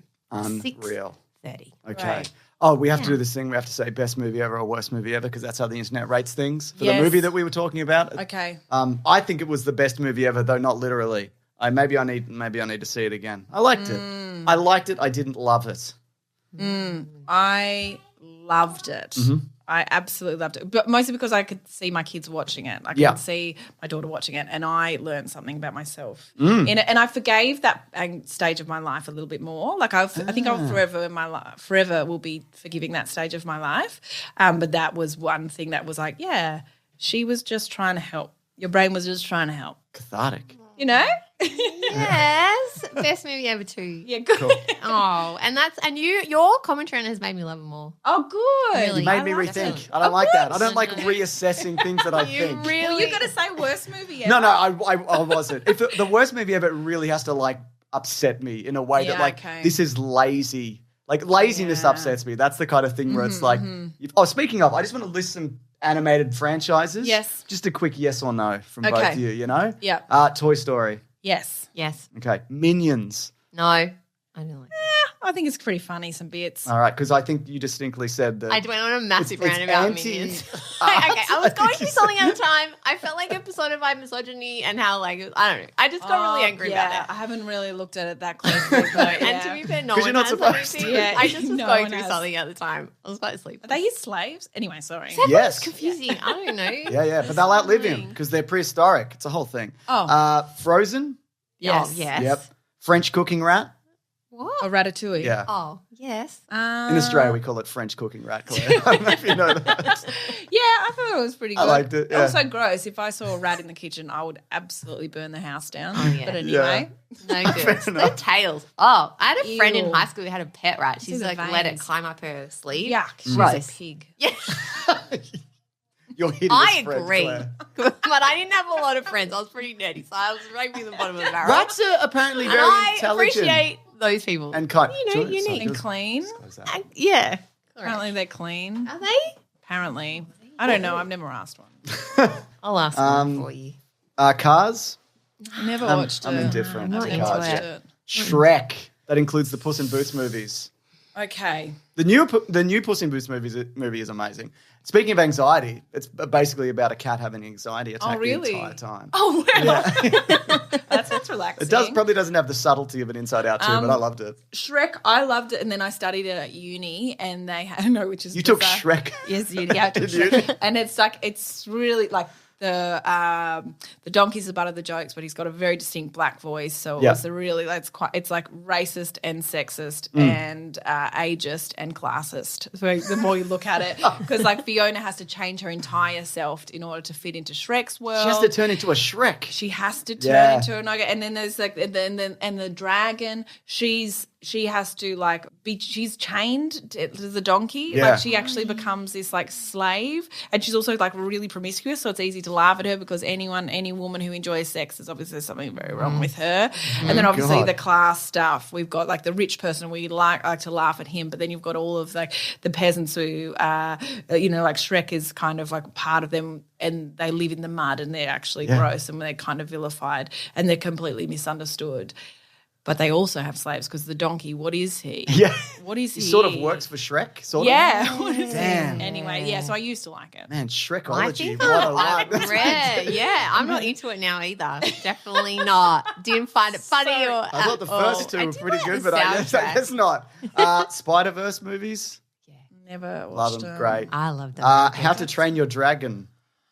I never watched. I think my kids have watched it. I haven't sat down with I think they're just fun adventure movies, I really like them. I like that one where his mum comes back. I think there's little layers to those. There's like an onion. Alive. Mum's always dead. Yeah, I know. Emma They think she's dead and she comes back. I think so. Oh my God. Yeah. Have you seen, is it Good Morning Hello Hello, Grande? Leo Grande, Hello Leo Grande with Emma Thompson. We will talk about this off show. Oh my God. Okay. Basically she has him who's a gigolo. Gigolo is how you say it. So he's like this incredibly gorgeous man and she's like in her Good luck 60s. to you, Leo Grande. There you go. Okay. And she is her husband's dead and she has had a terrible sex life her whole life. And so she hires this dude to teach her about sex. Okay. And she has I all thought this. we were talking about a kids movie. I was so confused. No. As you brought up Emma Thompson, Is there a dragon in it? No. I mean, that would make it even more spicy. I agree. But basically, it's Emma Thompson and this incredibly gorgeous guy from Bad Sisters, a TV show, which is also awesome.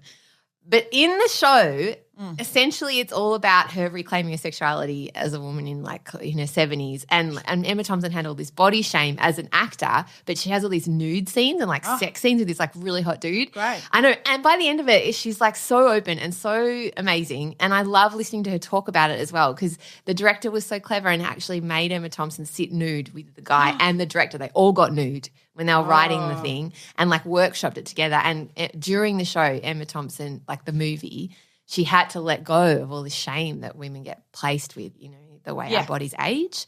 And so you see her full frontal nudity in the movie and it's like so fucking empowering and beautiful. Good on that. Really good movie. I know it's not a kids movie. I wouldn't show it to your kids, but you should watch it. It's really good. Great. Okay, good. I'll rant done. What? Ice Age? I think that was funny. That was funny. There's right? 7 of like them or them. something. Oh, wow. Yeah, Okay, I like watched it. a couple They're of all right, them. Ray yeah. Romano. And Moana, which I love. Oh, I think I it's incredible. love Moana. Yeah. Make way. Oh Love my God, Moana. I love that. That's Great. one of my faves. Yeah. All right, thank Me you so too. much for coming. thanks Really for having appreciate it. Love this. Sorry, I just kept you longer than I was supposed to.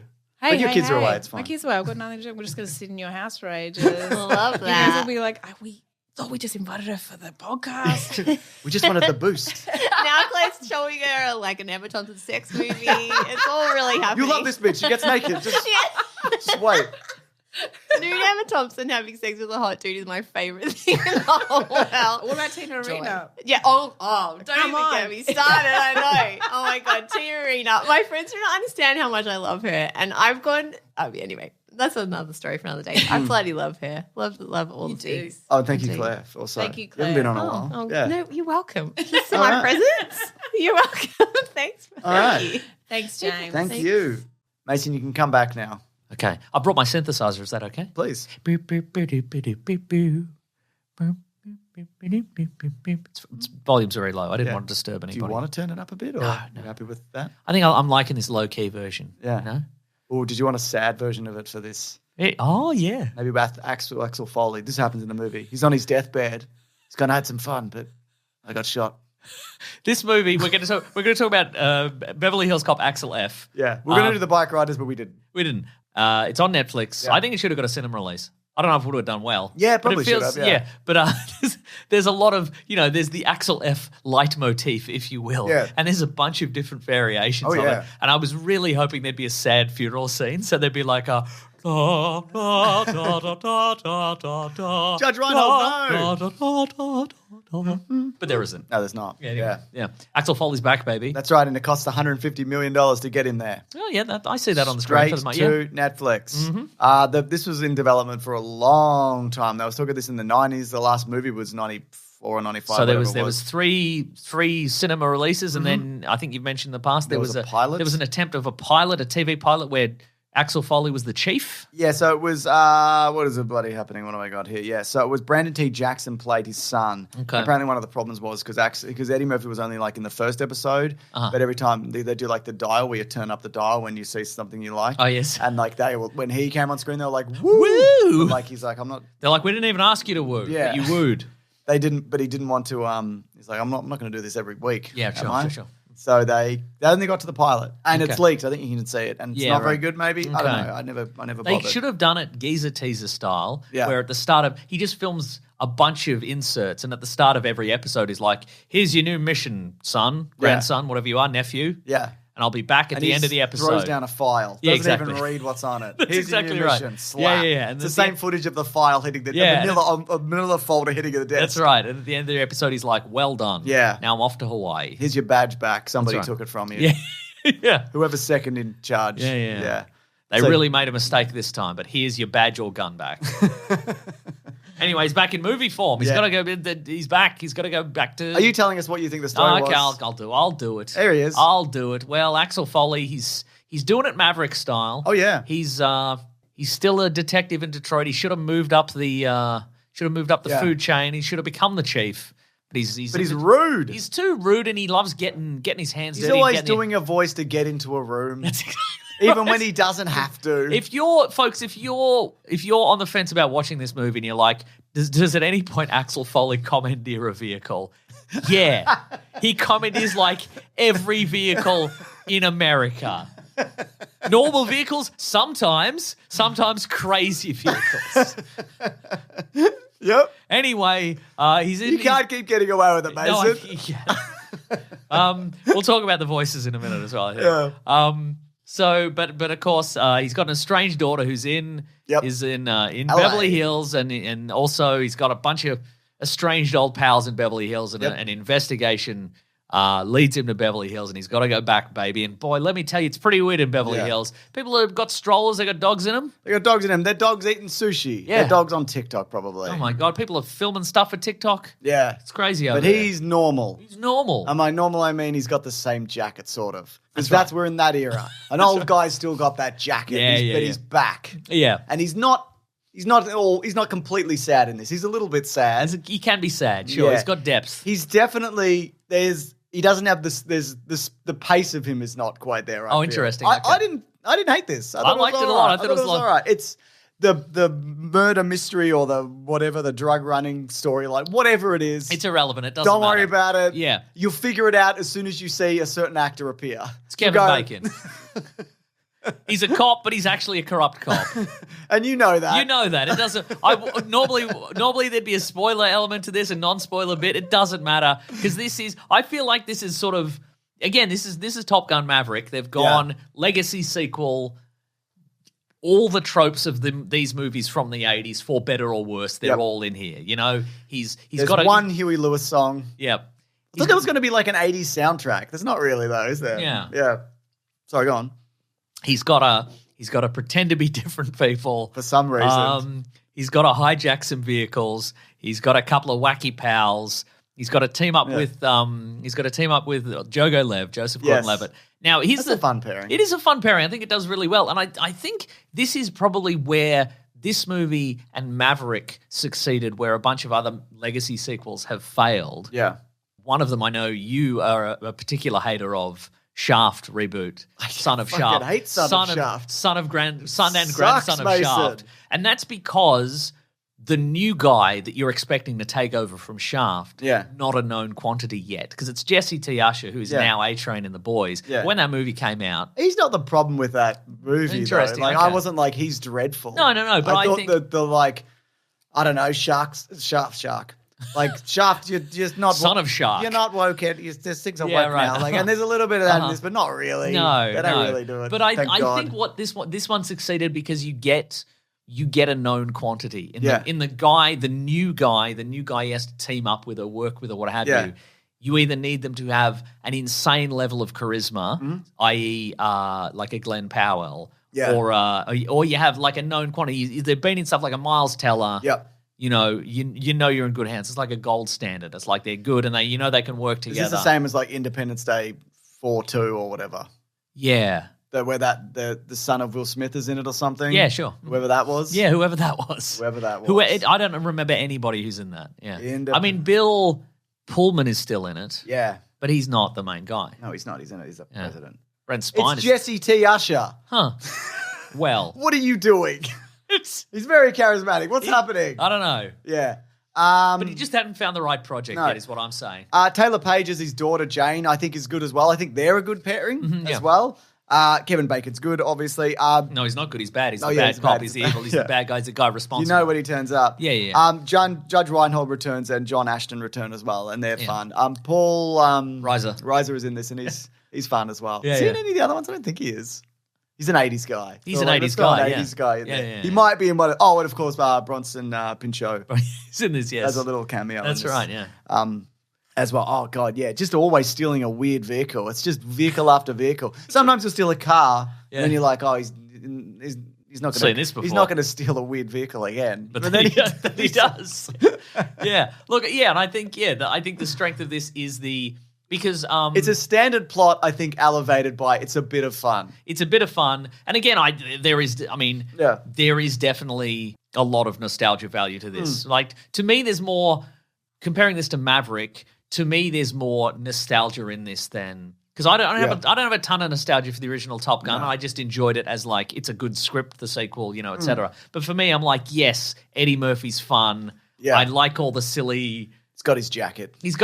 I like all his He goes into a room and he goes, "What are you doing here? I'm a guy. I'm here." That's if he wants to get into a room, he just immediately he goes on the offensive. "What are you doing here? I'm the head of this restaurant or whatever." Well, see, that's kind of the 80s throwback stuff, and like some of it works and some of it doesn't. Like but the fact that they've committed to all of them, and like some of them are sort of played with. Like there's a moment where he first meets Joseph Gordon-Levitt's character, and he tries one on him, and the guy's like, "That's not going to work anymore. I'm not a kind of guy who's going to immediately flip out because you're trying this thing this or thing whatever that you're doing, right?" And a lot of it, but I think a lot of it, they've committed to all of it, and I think generally, I think a lot of the chase stuff is fun. Yeah, I think there's a helicopter sequence which is quite fun. Which if it is not real, it certainly looks real. It's got a lot of real elements to it. There's a pretty good car pile up in this. There's a truck crash into a mansion at one point, and that looks pretty spectacular. That is as well. just a truck crashing into a rich guy's mansion at the end. God. That is a movie from the 80s. Let me tell you. Yeah, and the shootouts are. You shoot and you duck down and you get up and you have a little chat and you're like, "I can't believe you got me into this again," and whatever. They could have made this in 1996. Absolutely, yeah. But of course we don't. There is not as much of Judge Reinhold and the other guy. They're a three-man team. John Ashton. Yeah. John Ashton, thank you. But again, you're relying on like Jogo Lev and Eddie Murphy working together and the new daughter. I think that's pretty. I wish I didn't have the time because I'm in school holidays at the moment, so it's action packed every day. I do want to go back and watch the other ones before this. I'm just because I think there's some stuff in here that I'm like, I think that was a line directly taken from. Or a thing that directly happened. Like Judge Reinhold shoots a guy and holds up his badge and is like, that almost certainly, and there's that moment as well where there's a lot of people get headshotted in this as well. Yeah. Just blasted. Yeah. There's speaking of like all the old tropes, there is that moment where he goes to he needs to stay in Beverly Hills overnight, so he goes to a hotel and he's like, "Oh, I'm the investigator," or whatever, and he's just like, "You know what? Forget it. I'll just give me a room, please. I'll just pay for a room." Yeah, that was fun. Like, there's a moment where he's like, "Even I'm exhausted by my shtick." Yeah, I like that a lot. You know what? I would have liked that if he did it in every scene. I'm the guy. No, whatever. I'm the cop. I got a gun. Give me it. Give me it. Yeah. Now the again, like you said, the plot is largely irrelevant. There's someone's drug smuggling something. Someone's Eddie Murphy's character's daughter is a defense attorney, and her client is being set up. But in order to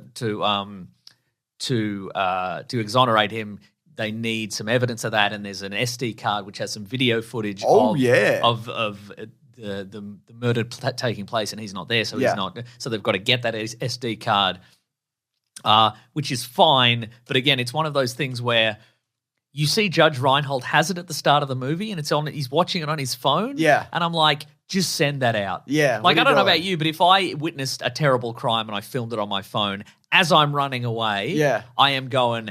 Albums, saved videos, share. Yeah, Instagram stories, Twitter. Live reaction. I'm running away, I'm in a shootout. Can you believe this? I'm sending it to weeklyplanetpod@gmail.com. The perfect place to send it because we will read your email if you send that to us. We'll look at the footage of a crime taking place. There's also some dad stuff in this. I was going to say, maybe Judge Reinhold's a dad and he doesn't know how to do that. Yeah, maybe he doesn't. Yeah. Dad stuff. So it's because it's a bit about him being a bad dad and like maybe he should have been there more for his family and whatever. And I think all of that stuff is pretty rote. We've seen it before, but those two performances work well together. And and I also like it's just good seeing Eddie Murphy do some stuff again. I do kind of feel like they tacked on some additional endings. This movie ends sort of Lord of the Rings style. Yeah, okay. Where it all wraps up, and then there's a moment where he's like, "Well, it's." Having a tender moment with my daughter. Now I've got to have a tender moment with my old partners. Then there's some more stuff. I don't know. It was very tender. It was very tender, actually, yeah. Yeah. I've just got spoilers. Kevin Bacon is the bad guy, but I think we did cover that, because he's obviously the bad guy because he's the slickest guy and it's Kevin Bacon. And he's from the 80s. He's from the 80s, that's true. God, that's good, isn't it, that he's from the 80s? Look, it's not incredible. Yeah, but I think it's one of those ones where it's a cut above. If you're looking at the massive Netflix, just a pile of nonsense, and you're like, I cannot face scrolling this forever. If you open up Netflix and it's there on the front page, which it was for me, just click play. Good enough. It's good. I thought it was good enough. I think it's good. Yeah. I got some reviews here. This is from Riley K. Sufan, who says, Beverly Hills Cop Axel F on Netflix was funny and an entertaining movie. It felt so good seeing the characters they could come back and reprise their role. Best movie ever. And this one was from the Planet Broadcasting Great Mates group. It's a bit of a longer review, Mason. Not super long. Don't worry, everybody. Right. I think it's a pretty good summation. Okay, I'm just saying, people in the Planet Broadcasting Great Mates Facebook group, if you cannot bore the people listening to the podcast. God, I know. Just an unending I'm sick review. of saying it, quite frankly. Yeah. James McLean says, Beverly Hills Cop 4, bitches. Axel Foley's always been my favourite Eddie Murphy character. Deep cut, I know. So good to have him back and causing more collateral damage than ever. I'd say this one's just as good or a squeak below Beverly Hills Cop 2. It does have a touch of the old depressing versions of young lovable characters trend, but fortunately Axel has refused to grow up and he's 90% of the movie. There's no real mystery or suspense. It's just a classic buddy cop formula of here are the good guys, here's the guys we're going to pretend aren't the bad guys and let the cards and helicopters fall where they do. And then a quote here that says, I do some of my best work when I'm suspended. Yep. So I think that's a pretty, that's kind of where I'm at with this as well. What's some other thoughts I had? There is a lot of property damage. You have to factor in that, like, in this is from the era where cops in movies would just plow through stuff and it was fine. Like, you wouldn't just get immediately fired for that. Yeah. And also it does have that kind of trope of like the idea of a corrupt cop is so crazy. Like, you know what I mean? Like, you sort of have to buy into this idea that, like, everybody's actually the they covered this up. Yeah, that's right. Yeah, there's everybody's It's a real noble profession. Everybody's doing a great job except for that one guy. That's right. Which is not true of any industry. Completely agree. Everybody's crooked in every industry. Yep, that's right. Except podcasting. It's perfect. Yeah. There is a 5th movie in development. So that'll probably happen at some point, according to, I would say, Netflix. And has Eddie Murphy got some kind of deal with Netflix? He might do, because he did Dolomite. But he also he had Amazon. He did a Coming to America sequel. Oh, he did too, yeah. With Amazon, but that was atrocious. Oh, right. Just saying that movie. I got like 10 minutes from the end and I don't know what happened. Okay. I don't know what happened. Yeah. Anyway, let's move on. What are we going to do, though? What we reading? This is much shorter than the previous segment. What are we going to read? Is that all right? Yeah. All right, great. I'm doing the thing. What are we reading today? All right, this is the segment of the show where we talk about what we've been up to. Oh, I took shout out to Corey, who I was down the beach on the weekend, and he came up and said hello. And I said hello, and he was very kind. Come out of the surf? Said he'd been listening. No. Oh. He was taller than me, if you can believe that also. Yeah, quite easily, I can believe that. Okay, cool. Okay, right. So that was cool. He was very nice. And been listening, I did watching YouTube at least for 10 years or something. Corey's a classic name of a guy you meet at the beach. Completely agree. He might not hear this. He didn't see and listen to this, so. Oh, he's just a Mr. Sunny Movies. It's a nobody, potentially. Wow. Yeah. Do you think maybe he knew you from elsewhere in life? No. Interesting. No. Okay. All right, Mason. I've been playing, because we're going to cover it soon for bigsandwich.co, where we do video game Let's Plays. Oh, yes. I've been looking at Aliens Colonial Marines, that infamously terrible first-person shooter. Famously a bad one. Why is that? Yeah, because it plays like shit. Give me break it down for me. Look, we'll talk about it more when we do it. Yeah. But it was promised to be this thing, and like in the Aliens, they got all this amazing very AI, right? Okay, yeah. And like they're going to do all sorts of things, and it looks like this, but it doesn't look like this. It actually looks quite bad at points and whatever. Right. 10 years on, I don't think it's probably as bad as, because it's also been fixed a little bit since then. Right. As upon release. This is one of those ones. It's not good though. Okay, this is one of those ones where they promised was it one of those ones where they were like, okay, the big deal about this is incredible alien AI. Yeah. And then they were like, we couldn't quite get it to work, so what we're going to give you is really bad AI. Yeah. They just charge at you. Well, there's a really fun story about what happened with the AI and then how it was fixed. Oh. So I might save that. Save that for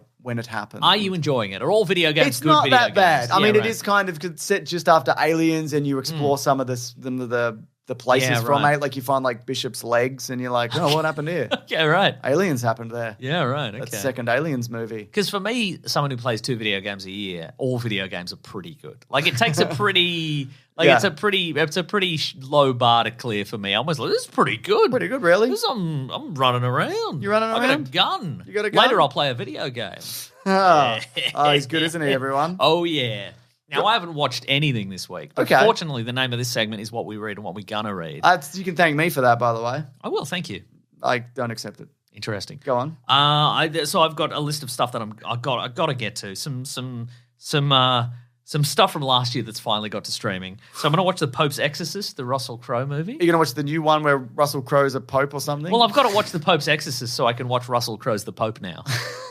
So I can watch Russell Crowe got rewarded for all those exorcisms by they let him be the Pope. That's nice of them to do right? that. Pretty good. So the new one, he's an actor in an exorcism movie or something, I believe. Right. Yeah. I got to watch that. And also The Holdovers is on Bonge.com now. So I'm going to watch The Holdovers. Which one's that again? That's the Paul Giamatti boarding school over the holidays. Is it situation. good? I don't know. I haven't watched it yet. That's I the heard thing. it's good. I've also heard it's good. Cool. Well, we've both been watching all of those things we talked about are equally good. Oh, also, I want to watch Prisoners. I've never seen Prisoners. The Hugh Jackman one? Yes. The one because he works with the Denis Villeneuve one. Exactly. Yeah, it's real good, man. You should watch Prisoners. I haven't watched because I was thinking about it because we've been watching a lot of Wolverine stuff. Boy, have we. For purposes. For fun.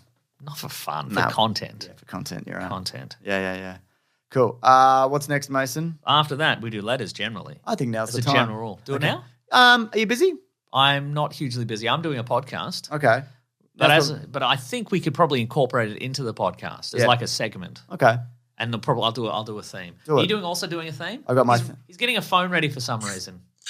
Okay, right. Now, see, I think that's the new thing. I think that's enough evidence to prove that what you did earlier. What, I don't have two cans? You don't have two cans. I don't have two open closed cans. Yeah. I have two open cans. Oh, dear. Play the real theme, Mason. Play the real theme. The classic one was letters, oh letters, we love you. Some letters, they're only a day away. You know they're here right now. We're going to do letters. If you do want to reach the show, simply hashtag Weekly Planet Pod on If you Twitter. want to reach the show, you can go on weeklyplanetpod@gmail.com. You're welcome. Yep. Don't put the you're welcome thing in. You don't need that. It ends in .com. Right. You got your letter, Mason? I've got a bunch of letters, James. You wouldn't even freaking believe it. Okay. From Benson Mate, who says, based on the apocalypse movies and TV shows that have come out this year, which would you live in but couldn't return from? So you have to live here, can't return Okay, from. I'm ready. A Quiet Place. Yep. Mad Max. Okay. No. All right, interesting. Fallout. Okay. Planet of the Apes. Yep. Sweet Tooth. Haven't watched season 2 yet. So haven't watched season 3. Raccoon City. Oh, no. Civil War. I mean, there's still like stores and stuff in that one. Also, we don't know what Australia's like. No, probably fine. Probably fine. Or Kong Godzilla. Actually, it's probably not fine. Probably Bobcat as the Prime Minister or something. Oh, no. What was that last one, sorry? Kong Godzilla. That's a pretty crazy universe. Yeah. Something could rise out of the earth, but it would probably hit Sydney. That's true. I mean, hit us. Giant monsters and alien invasions are drawn to the Sydney Opera House, which is why it's in every movie. So presumably they would avoid Melbourne entirely. So, thus making us one of the most livable cities once again. So not in too Sydney. livable. That's right. Stay away. So just quickly, Quiet Place, no, I would hate that. You said no, and you said no for Mad Max. Yeah. Now, here's the thing. Here's the negatives of Mad Max. Obviously, it's a struggle to survive every day. There's always bandits and murder, and you've got to cut your own arm off. And no water or food. But it's like going to like college. You get to reimagine your entire personality. I did that already. But you get to do it again like properly. You get to wear you get to dress like you're in the Black Parade. You know what I mean? You can put on a drum major uniform and a cape and leather chaps and be like, "Look at me, I'm Sandy. I'm the meat man." I'm or whatever. Sandy and I can't wash. Are you Sandy? You're going to be Sandy you're going to start a bikie gang Sandy around Greece. Yeah. I'm Sandy. You can be Rizzo. Grizzo. Fallout, I'll die because that's a comical universe where if you're a silly person, you'll die. Oh, yeah, right. Planet of the Apes. If you're in a bunker, it's not so bad, I guess. You don't know what those bunkers are like. No, you're Seems right. like a lot of work in that bunker. The one bunker we've seen in the reboot, it's just like we're looking at the satellite imagery, blah blah blah blah. Right? It's work. Sweet Tooth. I don't really remember what's the apocalyptic. Humans are dying out, animal people. I don't like that. No. Raccoon City. No. It's a bit of fun though. Yeah, it's a bit of fun. Yeah. Civil War probably okay for us to an extent, slightly okay. Yeah. And Kong Godzilla would be fine. I'm leaning towards Mad Max because you get a cool outfit. You can still reevaluate your senses, self. I guess that's probably true. Yeah. See, and again, I'm leaning towards Raccoon City as well. What are you talking about? Was there a Resident Evil movie this year? Might have been a show. Yeah. Or another game. They're always rebooting those games. It's true.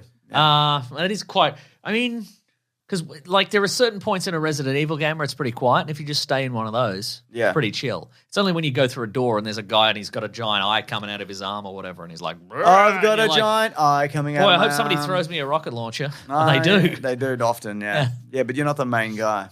If I'm not, maybe I am the main guy. Yeah, we'll find out. That's right. All right, what's your letter, Mason? Oh, here's a letter. This is from Alex. Alex? Who says, I'm afraid to recommend the show. Hi, James and Mason. I've been listening to the pod since 2015 Face when I your was fears. 13. Face your I want to fears. recommend Why the do show to people friends. keep saying things like that? Because we're bad. But I fear they'll immediately get an understanding of why I am the way that I am. Sometimes I'll watch an old caravan of garbage and realize, oh, that's where I picked that up, and I can't have other people doing the same. Do you have any major influences on your sense of humor or the way you talk about media? I listened to a lot of like radio and watched a lot of British comedy growing up. Oh, yeah. Martin Malloy, I was a big fan I was of. going to say there was a Adam and Will. Yeah, there was a show when we were kids. There was a show on TV called The Late Show. Yeah.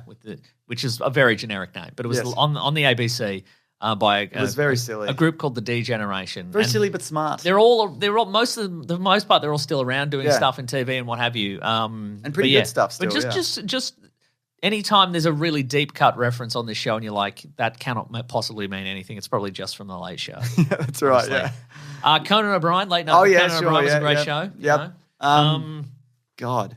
Are we podcast wise? Do you Yeah. have any influences? I liked the early Ricky Gervais podcast. Yeah. The one with Stephen Merchant and Carl Pilkington as There's well. a show. Yeah. There's a podcast that's still going called Never Not Funny. Oh, yeah. Jimmy Pardo and Matt Belknap. That's a. We used to Jordan Jesse Go. You got me onto Yeah, that. that's true. Yeah, Yeah. About Bullseye and Jordan Jesse Go and Sound of Yeah. Young America. There's a lot of good stuff out there. They're all still going as well, which is interesting. Absolutely. You know? That is interesting. Very interesting. And you know why it's interesting they're still going? Because they're like legit. Like Yeah. they're not people who went, oh, we've got a brand here and we've got to do a podcast. They're Yeah. like, let's Make do $1 this million, they yeah, said. that's right. They're like, let's do this because it's an interesting media and it's a new thing to try And out. we love making something for no money. They exactly. said. They all pioneered it so we could, Yeah. actually make money. We from it. also didn't make money for a few weeks. Then it was insanely profitable. Then it was, week 3. hand over fist, just millions of dollars every week. We had to start pushing it out the door. We did, yeah. You can make your own living by just standing outside the door and just taking our leftover money. But don't. Yeah, don't do that. Go away. Leave this place. Yeah. This is from Sunshine in the Funshine, who said, if you could learn one skill instantly, what would it be? Also, do Australians really do hip hip hooray after singing happy birthday? Surely not. If so, what's up with that? We do that. We do that sometimes. Yeah. Instant skill. What would you take? Would it be a martial art? Like an MMA? Like a good grapple? No, this is the Wolverine clause. Yeah. Hypothetical, because people always go, "Would you rather have Wolverine's claws or his healing factor?" And a lot of people go, "Wolverine claws," but like, think about it. No, but I mean, even if you're like, well, they heal up on their own. Like even if they're what I'm saying is, how often do you need Wolverine claws? Yeah. You know what I mean? But if you're like, oh, I burned my hand on the stove, sealed. That's right. That's an everyday. It also thing. said skill, not do you want Wolverine's No, but that's what I'm claws? saying. That's what I'm saying here is like to adapt it to this. Yeah. Maybe you're an immediate black belt, but how often are you using that? Yeah, but it's cool. It is cool. Yeah. And I guess you could do a flip. Would you like? Yeah, you could do a flip. What would you like to be? A long distance runner instantly? No. Yeah, I mean, you can do that now. Yeah, that's true. You can just keep running. Yeah. Even when you're tired, you just keep going. That's all you do. It's so easy. What about a language? Language is not bad. What about a love language? Oh, gifts. Gifts. Just getting gifts. No, gifts. Gifts. Yeah. Yeah, but also gifts. People giving you gifts. A GIF is a form of gift. Oh, yeah, I guess. sure. I reckon maybe art. I think maybe like painting or something. Yeah, but don't you want to earn that? You're just an AI person then. Oh, one of those AI that's people true. who just like, I painted the Mona Lisa, the rest of it. Or whatever. Yeah, that's right. Yeah, she's got a great set of gams on her. I reckon maybe like painting or something. Okay, cool. You know what? Guitar. Nice. I don't know how to play guitar. Yeah. All right. Maybe I could. Yeah. You could. You Probably. could with this. With this hypothetical where you can You know what? Great dad. Yeah, you should get that. Would be nice for your children, for example. It might be all right for them, yeah. I like how in this situation you were like, I could be good. In this situation where you instantly become an expert, you're like, I guess I could be good at guitar. Yeah. Yeah. I could be good at it. You could be good at it. Yeah. Yeah. Have some self-confidence. You would be. What else, Mason? How about When you this? screenshot these Do I delete them Do afterwards? you delete them? No, they're on my phone forever. Incredible. Yeah. So if you write a letter and Mason screenshots it, it's with him forever. He doesn't delete anything. Yeah. When he transfers his phone over to a new phone. Oh, no, that's all gone. Oh, is it? Yeah, it's all You gone. don't keep photos and stuff? They're on the old phone. Really? Yes. God. Well, then you're just filling up your phone with old stuff. No, but the capacity. look at it. The capacity increases for every new phone. Oh, does it? I don't know. I think mine's less. Anyway. You're buying smaller. I'm buying smaller phones. Every time. Yeah. You're a lunatic. I'm recondoing my phone capacity. Ah, that's good. Here's an email from Aaron. Aaron? An Aussie in the UK who loves the Weekly Planet. That's us. Wow. Well, I'll be there soon. Hi, James and Mate. So thank you for making me feel like I'm still at home in Australia while I'm listening to the podcast and watching Caravan of Garbage. Well, you're not. I'm an Aussie living in the UK until August 2025. Oh, wow. Hope you have a great time in London, James. I will. Thank you. At the moment, my travelling goals is visiting different filming locations in the UK and Europe from favourite films and TV show. So far, I've been to the John Wick stairs. Oh, very John good. Wick 4 in Paris. They call them the John Wick stairs now. Did you know that? Yeah, I didn't know that. Did you do a big tumble? Oh, yeah. You got to do the tumble. The town they filmed Hot Fuzz in, the MI6 building from James Bond. That's what's his name? Who directed that movie? Edgar Wright. Edgar Wright's real hometown. Yeah, go on, sorry. The MI6 building from James Bond, which is what they call it now. It is the real MI6 building, but now says it's the one from James Bond. The one from James Bond. Yeah. And Harry Potter locations in Oxford. And me and my fiance are booked in for the Harry Potter and Game of Thrones studio tours for the year. My question for you, James and Meso, is what filming locations, exhibitions, or movie tours have you been to? And if so, how good was it, or was it just absolutely awful? I would say what else? What would you like to see? Sure. Well, on my honeymoon, I did a Lord of the Rings horse tour, and we saw where you saw all the horses. Saw all the horses from. They're all dead. No. It was. We saw where you saw Peter Jackson killing one in the street with a hammer. Hi everyone! I think it was while they were filming some of The Hobbit still. All right, okay. So and some of it was like, "This is from The Hobbit," and I'm like, "Boo! I don't recognize this." Yeah, right. But I saw where Boromir died and some other places. I didn't go to Hobbiton. Okay. But I guess if I had to pick something, it'd be probably where the shark from Jaws ate Quinn. Oh, yeah, nice. Just in the water. I want to be out there. Just in the water. Yeah, you're right. What about you? Visited anywhere? Famous locations, I'm not sure. I remember being in Venice and being like, Indiana Jones, some of that was here. I've been to the Louvre where they filmed some of Red Notice, obviously. And they also filmed some of Robert Langdon's movies, probably. Oh, the Da Vinci Codes. Yeah, it's one of them, or some of them, yeah. That's a great question. Completely maybe some small town streets where Jack Reacher has punched people in the head. Just some small town streets. That's exactly right. Jack Reacher punched a guy maybe the MGM, the Bellagio, okay. the casinos from I Ocean's did 11. That. Sometimes I pass things and I don't know what they are. Yeah. I saw I was in Amsterdam once and I went to the bar where George Clooney and Brad Pitt meet Robbie Coltrane and they have that coded thing. And I think that movie is just like always playing. Okay, so right. they've ruined that bar. Yeah, right. Yeah, cool. That's fun. That's a fun question. I did visit Melbourne Central one time and they were filming a Jackie Chan movie there. Oh, yeah, Jackie Chan Rumble. was No, there. what was that one? It would have been Mr. Nice Guy. Yes. Which is not a good movie. I was going to say Rumble in the Bronx, but it wouldn't have been that either. No, that's right. Mr. Nice Guy. No, the Rumble in the Bronx, they filmed at Dimaroo in Melbourne Central. Mr. Nice Guy. I think they filmed that here. It's a Mr. Nice Guy. No, there's a bake shop called Mr. Nice Guy in Ascot Vale. That's not what I'm talking about. Anyway, we were there and there was like a very angry production guy who was like, "Can everybody Get out be of the quiet? Way. Jackie Chan's going to hurt himself." That's right. We need absolute silence while he breaks his ankles, please. Sammo Hung directed that. Did he? I didn't know that. Shame it's not very good. Oh, wow. Sammo Hung wasn't there at all. No? I don't think so. I guess you would have recognized him. I would have noticed Sammo Hung if he was there. Got 43% on Rotten Tomatoes. That's a shame. He's a TV chef who accidentally saves a news reporter pursued by gangs or something. Is it actually supposed to be set in Melbourne? Yes. Great. Yes. Well, here's a review from Mike Clark from USA Today who says, even by the low standards of Chan films, Mr. Nice Guy isn't very good. Jeez. No Rumble in the Bronx. No. It's no The Armour of God. I haven't seen that one. No. Is it good? It's no City Hunter where he dresses as Chun-Li. Is that good? City Hunter. I like it. Yeah. That's right. It's set in Melbourne, Australia. Yeah, hell yeah. First film to be scripted and shot in English. Ever. Oh, wow. How about this one, Mason? Cop that, Casablanca. Yeah, man. It's from Cop that Gone with the Wind. Jay Atkinson, #Weekly Planet Pod, says, "Hey, Jimmy and Nikki, can you give your opinions on New X-Men and the Astonishing X-Men? Specifically the art in New X-Men and the stories they tell. Is it worth a read, and do you think the MCU will adapt any of that?" Astonishing X-Men is the Joss Whedon one. I believe so. I like it. It's very good. I remember it being very good, but I think New X-Men is the Yes, and that's Grant Morrison's run. That is correct. Okay.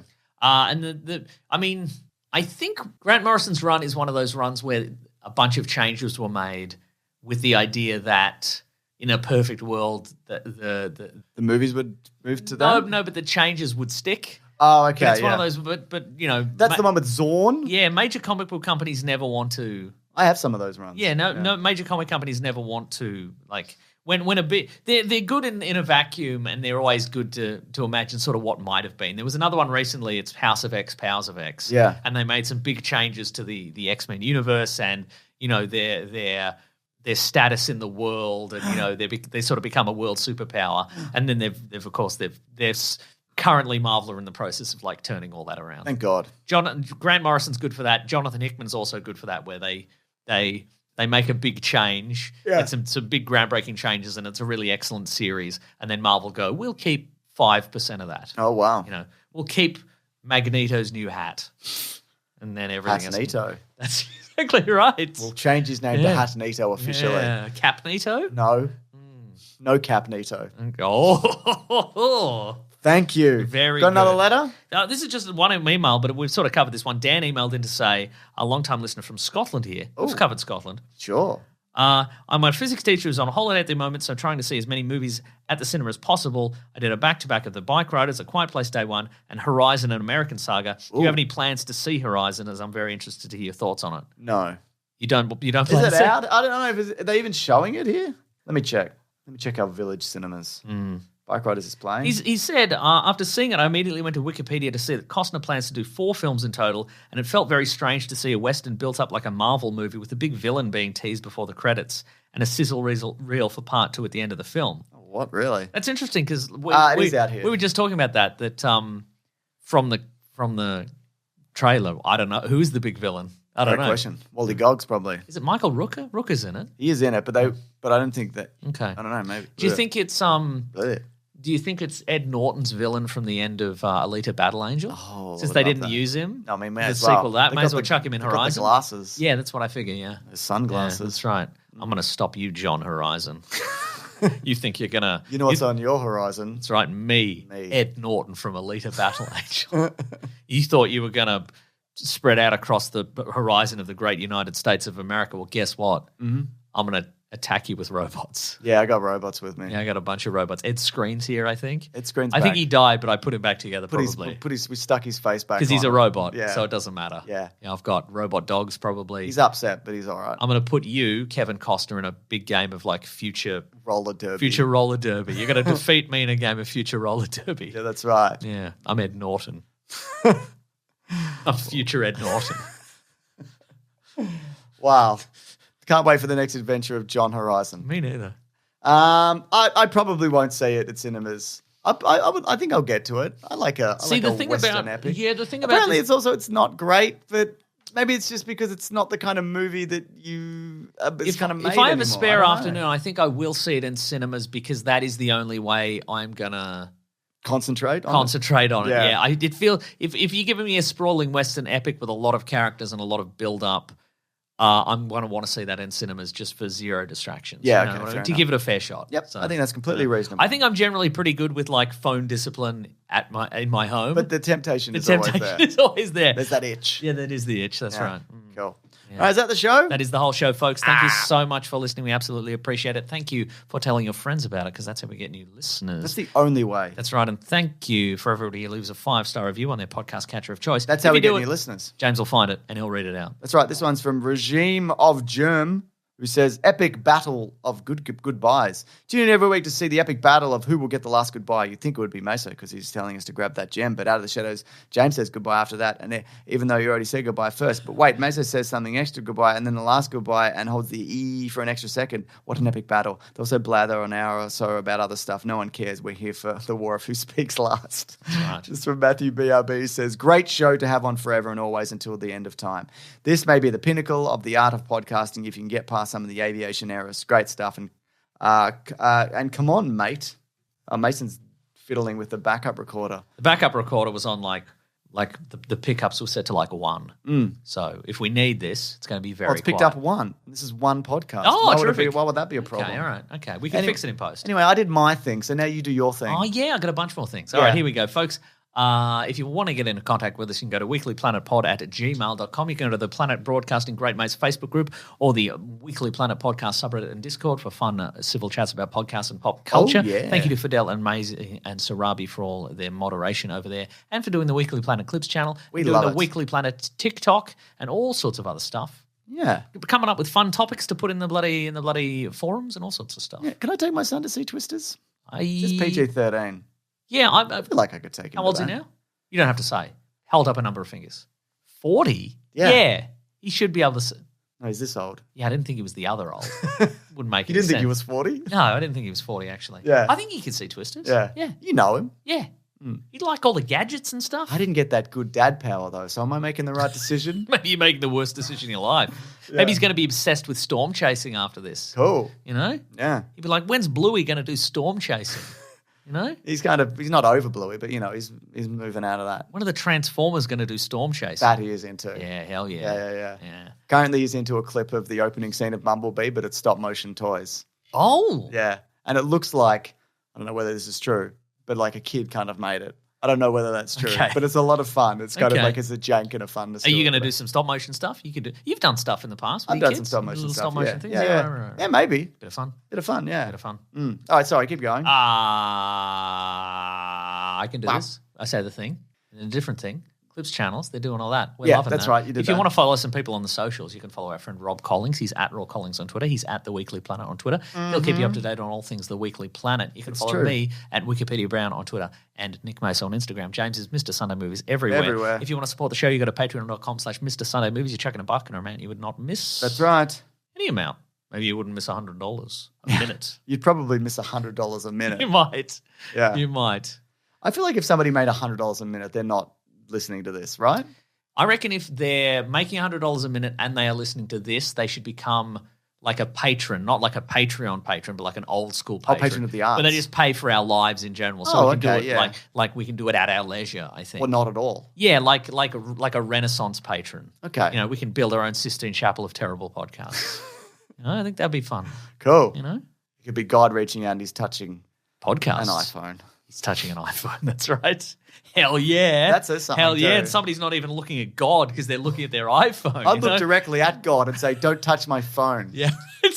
I'm doing something. You can look at this picture, but don't swipe because I got private stuff on here. Don't just look at it. All right? God. Go on, you've been derailed again. I've derailed myself again. That's a shame. Patreon. Or you go bigsandwich.com. Yes. Sign up for $9 per month. Bonus podcast, movie commentaries, early videos. This week, X-Men movie commentary. Very Original nice. X-Men. Had a good fun time. That with was a fun one to do, yeah. Interesting to revisit. That's exactly the right. early days of X-Men movies. Thank you to the Brute and the Basilisk and Arkham for all our musical themes. If you want a t-shirt, you go to tpublic.com. Search for The Weekly Planet. You'll find one. Find one there. Next week, Twisters, baby. Twisters are doing it for themselves. And there's a fire tornado. Or Twister. Oh. I don't know the difference. Yeah. All right, cool. Should we go? Let's go. All right, bye, everyone. Grab that jam, everybody. We'll see you next week. Yeah.